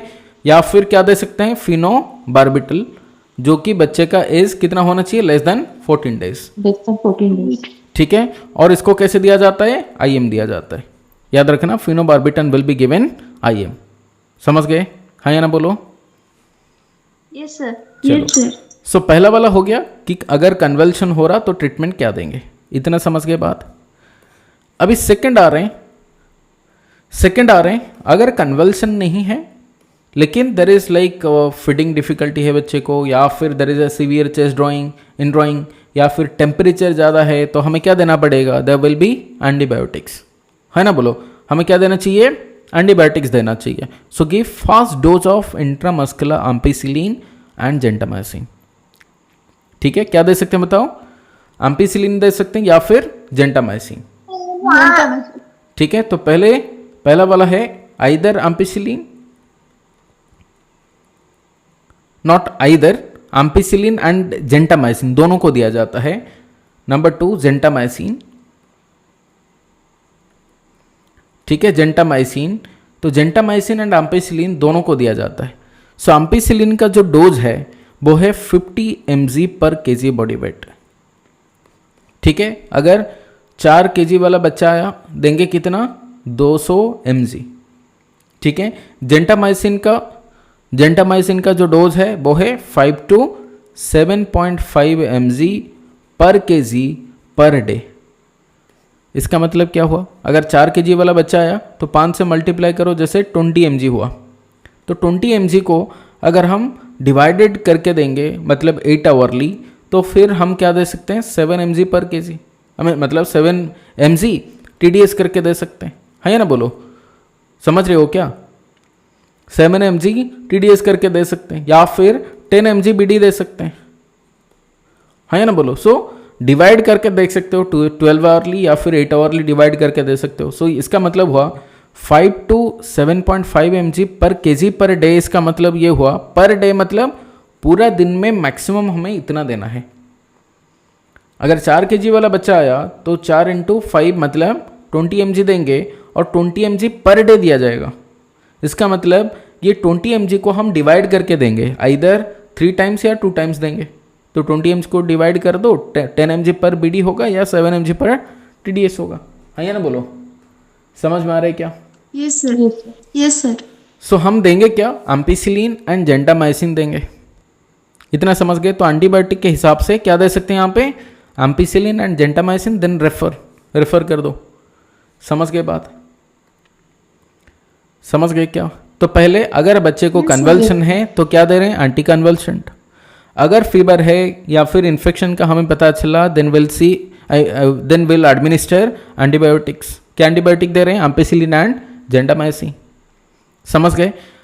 Then there is another problem कि बच्चे का जो कन्वल्शन है हो सकता है हाइपोग्लाइसीमिया की वजह से हो। Treat to prevent low blood sugar, या फिर आगे जाके बच्चा अगर फीडिंग ठीक से नहीं कर रहा तो हो सकता है हाइपोग्लाइसीमिया होकर दोबारा कन्वल्शन हो जाए, अगर ठीक से नहीं कर रहा बच्चा। तो लो ब्लड शुगर बच्चे को नहीं होना चाहिए। तो लो ब्लड शुगर को ट्रीट करने के लिए हमारे पास क्या तरीका है, ठीक है। सो treatment of low blood sugar,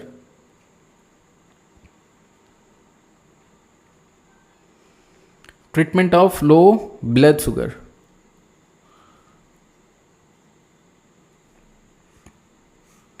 blood sugar treatment करने के लिए हमारे पास सिंपल तरीका है।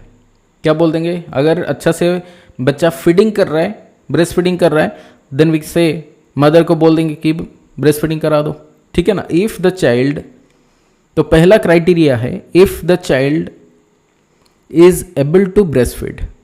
If the child is able to breast feed, अगर ब्रेस्ट फीड बच्चा कर पाता है, देन विल आस्क मदर को बोल देंगे ask mother for breast feeding.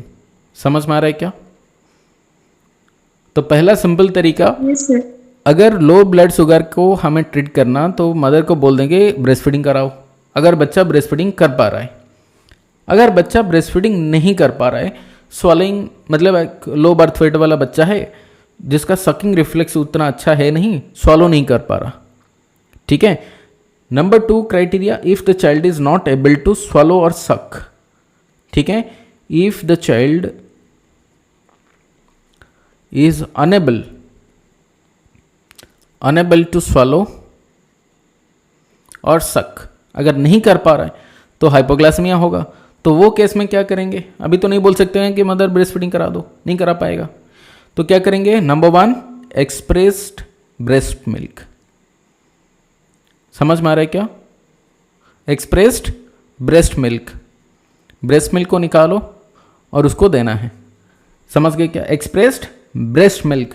अगर ब्रेस्ट मिल्क अवेलेबल है नहीं, ठीक है, अगर ब्रेस्ट मिल्क को नहीं दे पाएंगे, then there is another alternative, क्या है, एनिमल मिल्क।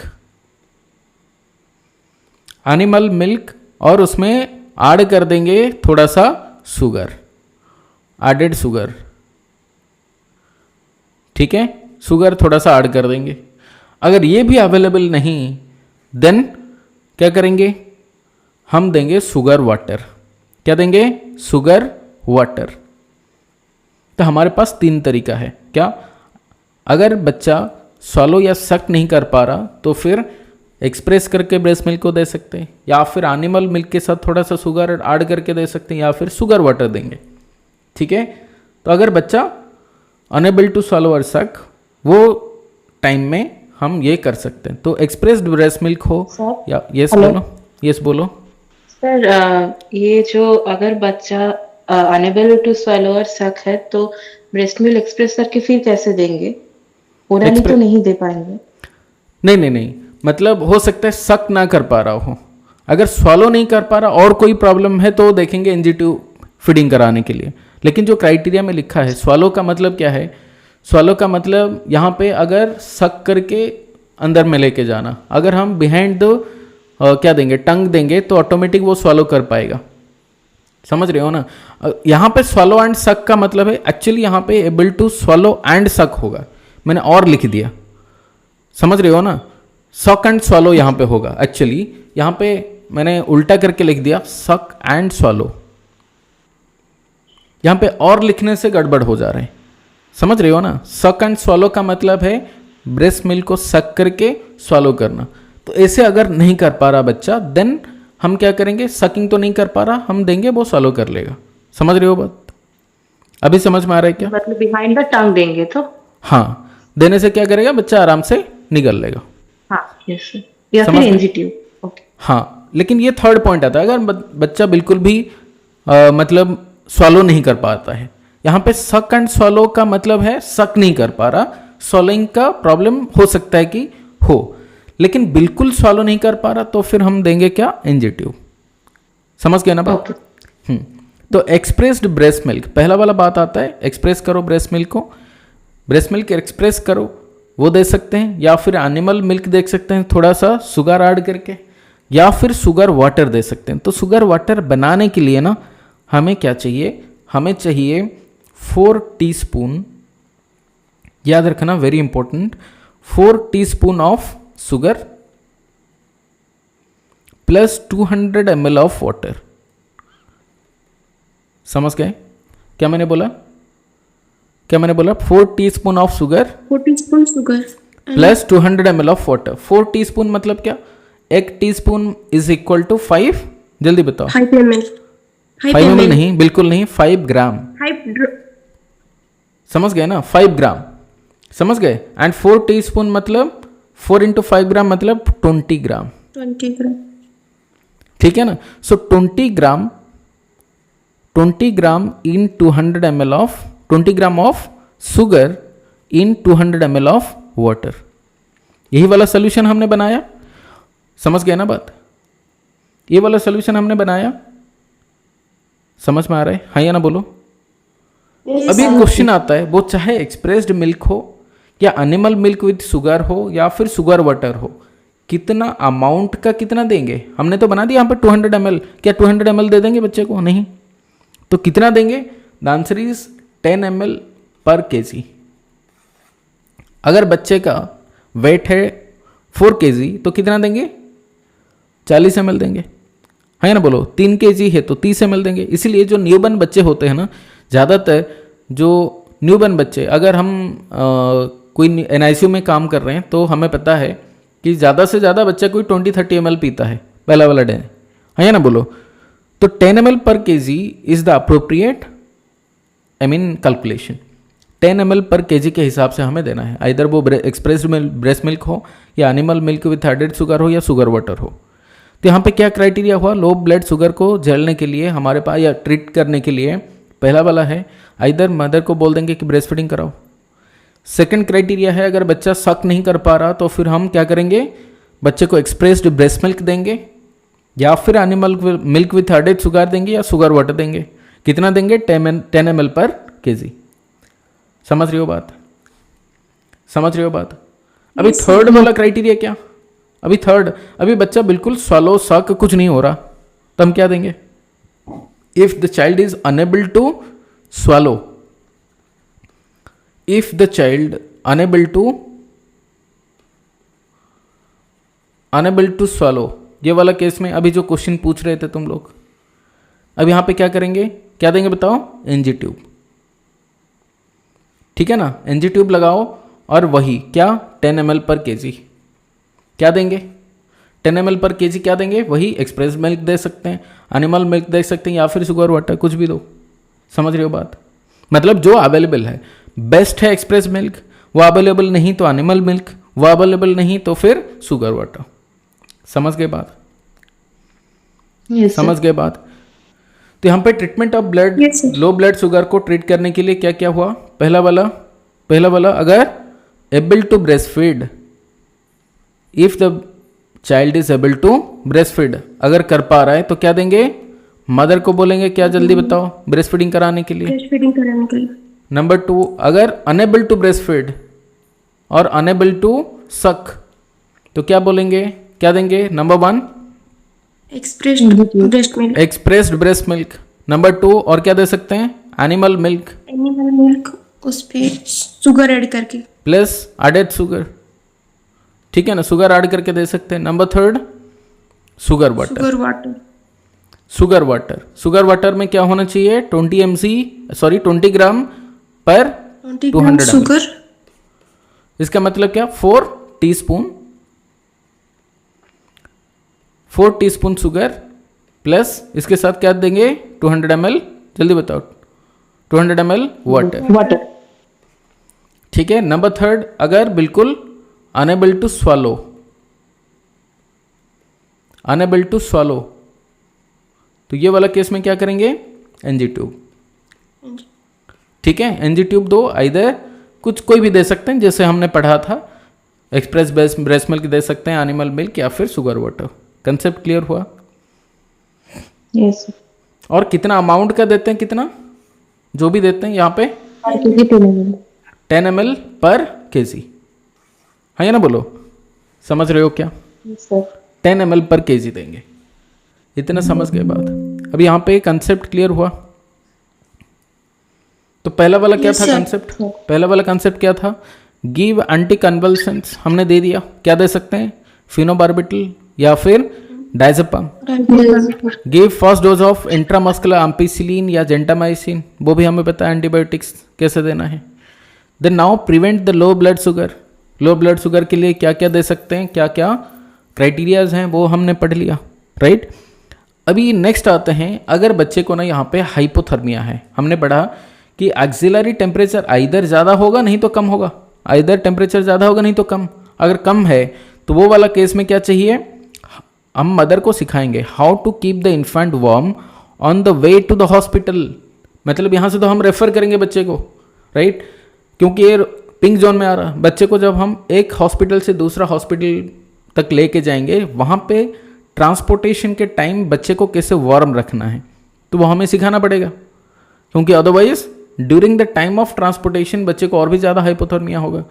तो बच्चे को कैसे वार्म रखना वो सिखाते हैं मदर को, ठीक है। So how to keep the baby warm, तो अभी कैसे रखेंगे उसके लिए सिंपल तरीका है हमारे पास। क्या तरीका होगा, how to keep the baby warm.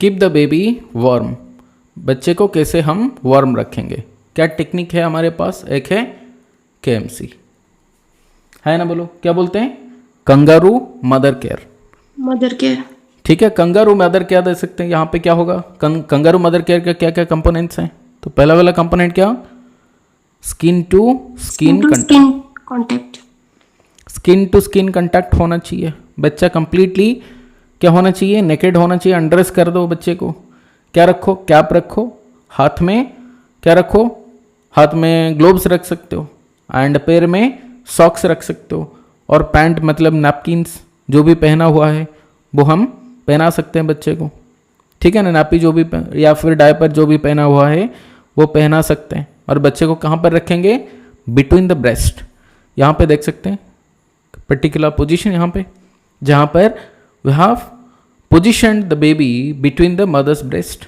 Right, कहाँ पर हाथ है, मदर का हाथ कहाँ पर होगा, सपोर्ट द बेबीज बटम, एक बटम, दूसरा ऑन द बैक, ठीक है।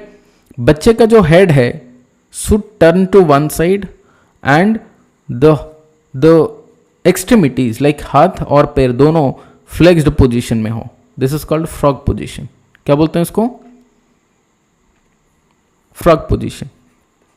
तो ऐसा वाला पोजीशन में बच्चा होना चाहिए फॉर KMC। अगर मदर अवेलेबल नहीं है then anybody who is available at the time of transportation, हो सकता है फादर हो या फिर कोई भी हो, any buddy can give the KMC।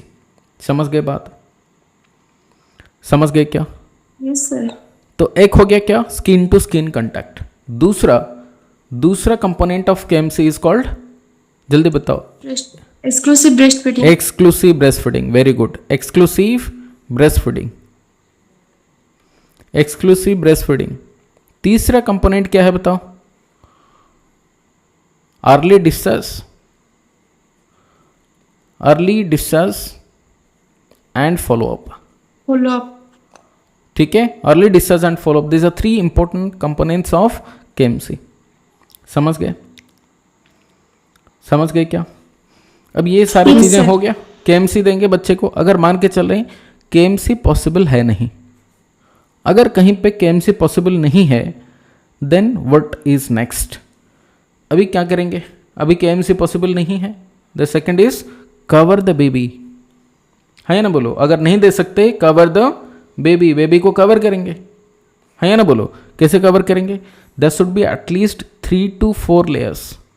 देखो ये जो भी हम पढ़ रहे हैं ना, ये है 2023 का लेटेस्ट अपडेट्स एंड गाइडलाइंस, ठीक है। सो पहला वाला था वो अलग है, अभी ये चेंज होके 2023 में कुछ पॉइंट्स ऐड किया गया है, वो हम अपडेट्स पढ़ रहे हैं अभी। 3 to 4 लेयर का क्या करेंगे, कपड़ा यहाँ पे रैप करेंगे बच्चे को, कितना लेयर, 3 to 4 लेयर्स, ठीक है। यहाँ पे क्या कवर करेंगे, बच्चे का हेड को कवर करेंगे विद द कैप, ठीक है, कैप रखेंगे, क्या रखेंगे, ग्लोव्स रखेंगे हाथ में, और क्या रखेंगे, सॉक्स रख सकते हैं, and we can keep like diapers रख सकते हैं, ठीक है ना, एंड देन 3 to 4 लेयर्स क्या रखेंगे, सॉफ्ट क्लॉथ रखेंगे, ठीक है, जो कि बिल्कुल बच्चे को रैप होना चाहिए, ठीक है, हम ब्लैंकेट भी यूज कर सकते हैं, सॉल भी यूज कर सकते हैं, ठीक है। एंड देन ये सारे करने के बाद keep the baby close to the body, जो भी कोई तो केयर गिवर होगा, ठीक है ना, केयर गिवर को बोल देंगे keep the baby close to the body, keep the baby close to the body, ठीक है। सो ये होता है कवर द बेबी जब हम ट्रांसपोर्ट कर रहे हैं, समझ में आ रहा है क्या, समझ में आ रहा है क्या। So at the time of transportation कर सकते हैं, घर में भी ये कर सकते हैं, घर में भी KMC हो सकता है, घर में जब हम बच्चे को रखेंगे, थर्ड कंपोनेंट ये भी हो सकता है कि घर में हम रूम हीटर लगा सकते हैं, ठीक है ना, रूम हीटर लगा सकते हैं, जहां पे रूम का टेम्परेचर कितना होना चाहिए, should be greater than 25 degree centigrade, to keep the room temperature more than 25 degree centigrade, हम रूम हीटर को यूज कर सकते हैं, ठीक है। At the time of transportation KMC दे सकते हैं या फिर कवर भी करा सकते हैं। तो ये how to keep the baby warm, ये हो गया नेक्स्ट वाला पॉइंट, आई थिंक सो ये क्लियर होना चाहिए, ठीक है। अभी नेक्स्ट चलते हैं, पहला वाला पॉइंट समझ में आया, give anti convulsant if convulsing now. The second point is give the first dose of IM, ampicillin and gentamicin. Then third, treat to prevent low blood sugar. Advise the mother how to keep the infant warm on the way to the hospital. Next is give oxygen on the way to the hospital if infant has fast breathing or chest indrawing. अगर tachypnoea है या chest इंड्रॉइंग है oxygen देंगे and then refer urgently to the hospital. हमें पता है pink मतलब हो गया रेफर, हाँ या ना बोलो, इतना समझ में आ रहा है क्या? पिंक का मतलब ही है refer urgently to the hospital, दूसरा हायर सेंटर को भेजेंगे। सारे एक एक पॉइंट समझ में आया या नहीं बता दो एक बार। Yes sir. चलो नेक्स्ट बात करते हैं।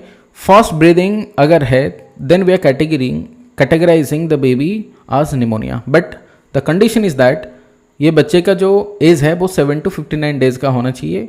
अगर लेस देन 7 हुआ तो हम डाल देंगे पिंक जोन में। If the respiratory rate is greater than, condition है ग्रेटर देन इक्वल टू 60, ठीक है ना, but the age is greater than 7 days, तो हम क्या बोलेंगे? Now the baby is in yellow zone. यहाँ पे बोलेंगे कि बच्चे को क्या है और कोई सिम्टम्स नहीं है, बस ये वाला है, तो बोल देंगे निमोनिया है। ठीक है, समझ में आ रहा है क्या? Yes sir. Yes sir. चलो, सो निमोनिया वाला कंडीशन है। यहाँ पे क्या निमोनिया अगर क्लासिफाई किया हमने तो फिर हमें क्या ट्रीटमेंट देना है? If the infant also has low weight for the age और another severe classification, give the first dose of IM, ampicillin and gentamicin and then refer urgently to the hospital. अगर ये जो फीचर हुआ, अगर मोर than 7 days है, respiratory rate 60 है, more than 60 है, अगर LBW बच्चा है या फिर और कोई सीवियर क्लासिफिकेशन है तो हम इमीडिएटली आए जैसे एम्पिसिलिन देंगे, जेंटामाइसिन दे के रेफर कराएंगे। सिंपल सा क्लासिफिकेशन है। If infant does not have a low weight और एज और अनदर सीवियर क्लासिफिकेशन, अगर बच्चे का सिर्फ ये वाला सिम्टम है, कोई LBW बच्चा नहीं है और कोई सीवियर मतलब सिम्टम्स है नहीं, सीवियर क्लासिफिकेशन के लिए सिम्टम्स है नहीं, देन हम देंगे क्या? ये एम्पिसिलिन, जेंटामाइसिन और नहीं देंगे, हम देंगे यहाँ पे अमोक्सिसिलिन। याद रखना, for 7 days. Give oral amoxicillin for 7 days. यहाँ पे डोज क्या होता है अमोक्सिसिलिन का? याद रखना 25 to 50 mg per kg। 25 to 50 mg per kg oral amoxicillin. हो सकता है कि अमोक्सिसिलिन हो या फिर अमोक्सिसिलिन के साथ क्लावुलानेट हो। सो दोनों का जो डोज है वो 25 to 50 mg per kg body wait होता है फॉर निमोनिया। समझ में आया?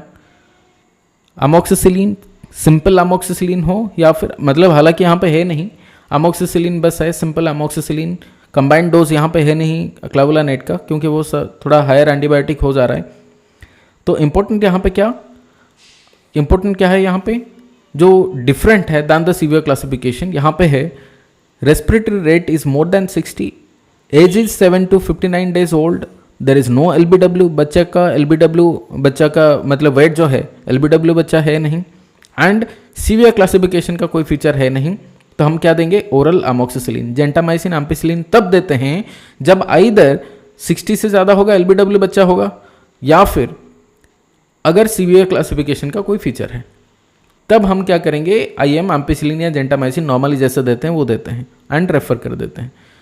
अगर बच्चे का LBW है नहीं बच्चा और कोई सीवियर क्लासिफिकेशन है नहीं, बस मोर देन 60 रेस्पिरेटरी रेट है एंड बच्चे का जो एज है मोर देन 7 डेज है, then will give the oral amoxicillin for 7 days.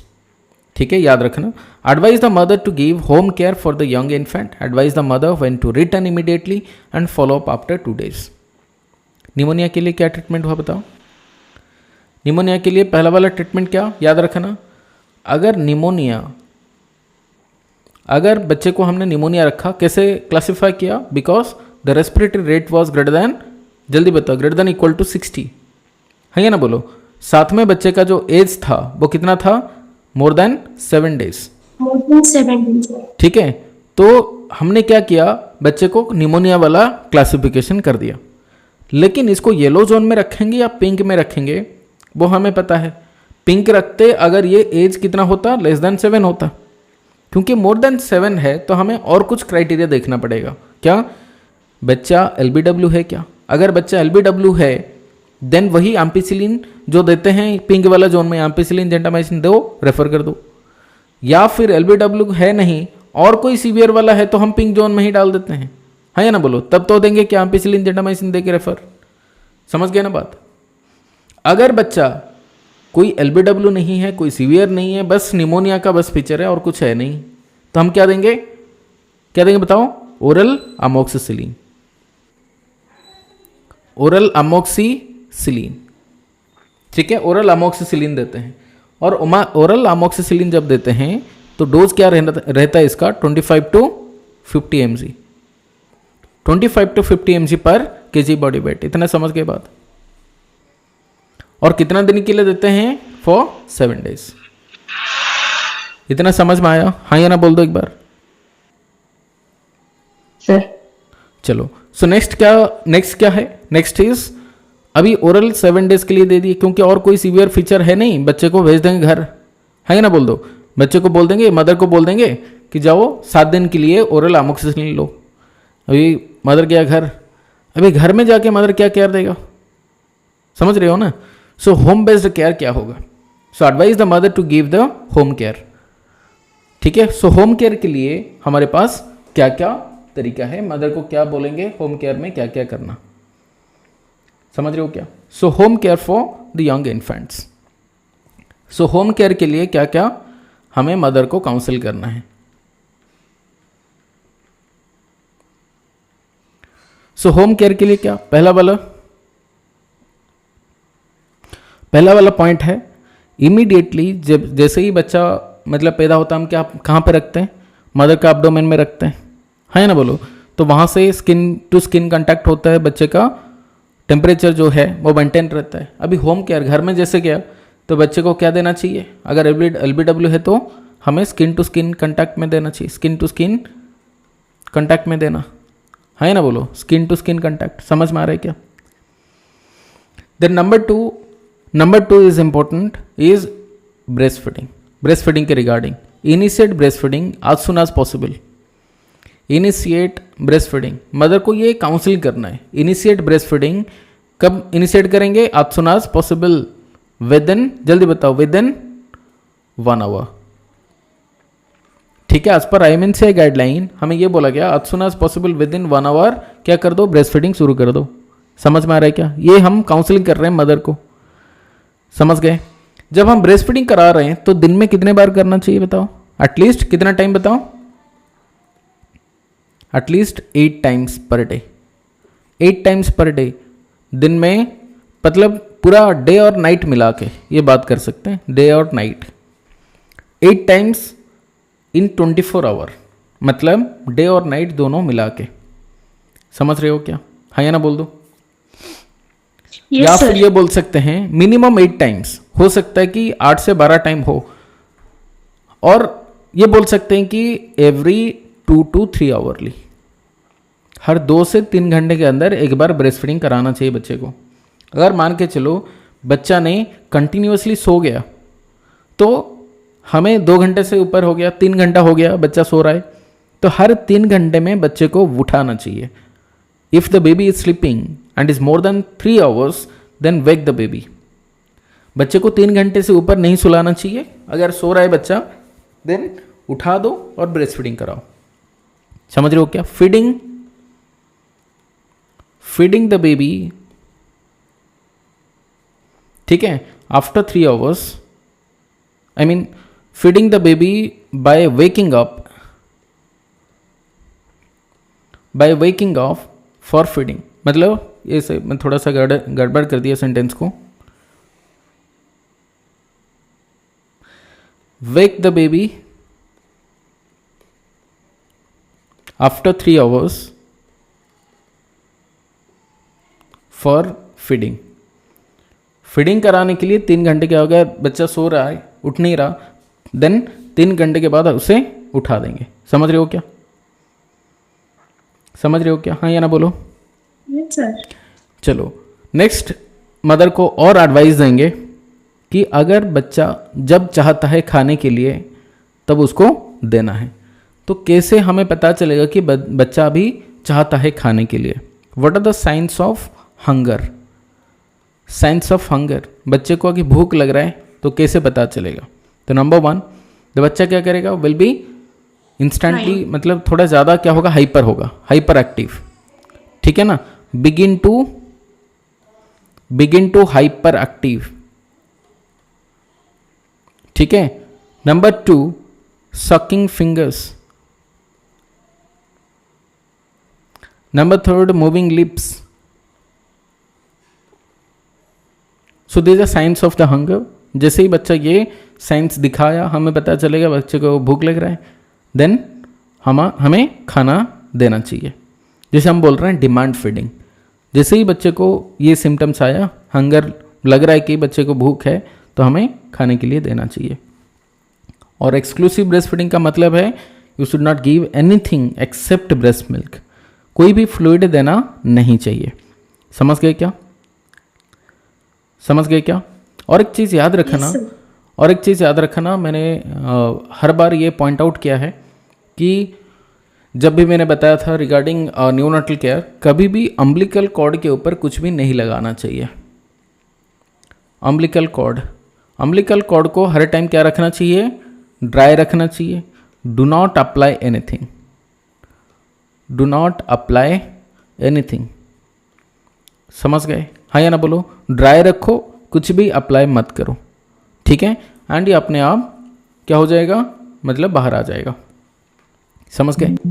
So this is about कि निमोनिया का हमें कैसे ट्रीटमेंट कराना है। Then if the umbilicus is red और ड्रेनिंग पस और skin pustules, then we say this is local bacterial infection है। Then local bacterial infection के लिए क्या ट्रीटमेंट होगा? क्योंकि बैक्टीरियल इन्फेक्शन है, वही ओरल अमोक्सिसिलिन देंगे, लेकिन कितना दिन के लिए? 5 दिन के लिए, ठीक है। यहाँ पे 7 दिन के लिए क्या था, निमोनिया के लिए 7 दिन, लोकल इन्फेक्शन के लिए क्या है, 5 दिन के लिए। समझ में आ रहा है क्या? वही डोज रहेगा 25 to 50 mg, समझ गए? 25 to 50 mg रहेगा, लेकिन कितना दिन के लिए? 5 दिन के लिए, ठीक है। Teach the mother how to treat local infections at home, ठीक है। Advise the mother give home care for the young infants, home care कैसे देना है, कैसे ब्रेस्ट फीडिंग कराना है, कैसे वार्म रखना है, वो सारी चीज़ें पता है। Advise the mother when to return immediately and follow up after 2 days। Pneumonia वाला केस में फॉलो अप आफ्टर 2 days, और लोकल इन्फेक्शन के लिए भी फॉलो अप आफ्टर 2 days, 2 दिन के बाद। लेकिन यहाँ पे फॉलो अप नहीं हो रहा है पिंक वाला जोन में, क्यों? क्योंकि हमने रेफर कर दिया। समझ रहे हो ना बात? सो येलो वाला जोन में हम फॉलोअप के लिए पूछ रहे हैं, येलो वाला जोन में हम फॉलोअप के लिए इसलिए पूछ रहे हैं क्योंकि बच्चे का ठीक हुआ या नहीं, क्योंकि हमने ट्रीटमेंट करके घर भेज दिया था, अभी ठीक हुआ या नहीं हमें पता होना चाहिए, राइट। अब यहाँ पे फॉलोअप के लिए हम पूछ रहे हैं, निमोनिया वाला केस में या लोकल बैक्टीरियल इन्फेक्शन वाले केस में 2 दिन के बाद आओ, ठीक है। अब यहाँ पे लोकल बैक्टीरियल इन्फेक्शन लाइक क्या, जैसे कि अम्बिलिकस से कोई पस ड्रेनिंग हो रहा है, या फिर रेड है, या फिर स्किन पुस्टुल्स है, वो वाला केस में हम क्या दे रहे हैं? Oral amoxicillin for 5 days, 25 to 50 mg per kg body weight. And then mother को बोलेंगे कि कैसे लोकल इन्फेक्शन के साथ फाइट करना, लोकल इन्फेक्शन को कैसे ट्रीट करना है घर में। तो लोकल इन्फेक्शन को ट्रीट करने के लिए क्या क्या हमारे पास, हमें मदर को काउंसलिंग करना, ठीक है। Local management, management for local infection या ट्रीटमेंट फॉर लोकल इन्फेक्शन,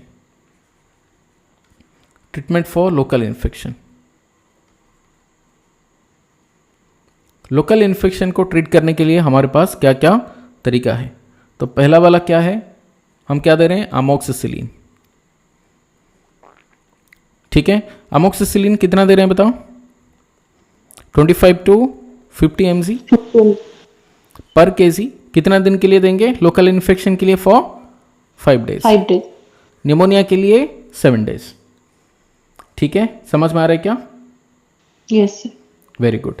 अभी नेक्स्ट आ रहे हैं नंबर 2, लोकल इन्फेक्शन को अभी मदर को बताएंगे, मदर को बोल देंगे कि अमोक्सिसिलिन का ये 25 to 50 mg per kg body wait दिया जा रहा है, तुम्हारा बच्चे का वेट है कितना, फॉर एग्जांपल मान के चलो 3 kg है, ठीक है, और तुम्हें देना है कितना? 75 mg, ठीक है, 75 mg। तो अमोक्सिसिलिन का डिफरेंट सोल्यूशन का स्ट्रेंथ आता है, ठीक है। तो फॉर एग्जांपल जैसे कि 475 mg का एक आता है, ठीक है, तो वो 457 mg का 457 mg का एक मतलब आता है सॉल्यूशन फॉर पर 5 ml, तो वो वाला हो सकता है, या फिर 250 mg पर 5 ml वाला हो सकता है। तो वो जो भी है सॉल्यूशन उस हिसाब से हमें कैलकुलेट करना पड़ेगा कि कितना डोज या कितना ml बच्चे को देना है। बट एनीवे 75 mg हमें देना है बच्चे को, तो ml में कन्वर्ट करके हमें बताना पड़ेगा जो हमारे पास अवेलेबल है उस हिसाब से। तो 3 kg अगर बच्चे का वेट है तो 75 mg as per like 25 to 50 mg per kg body weight के हिसाब से 5 दिन हमें देना पड़ेगा। BD डोज है, ठीक है, BD डोज है, आफ्टर फूड देना है। समझ गए बात? हाँ या ना बोलो, समझ गए क्या?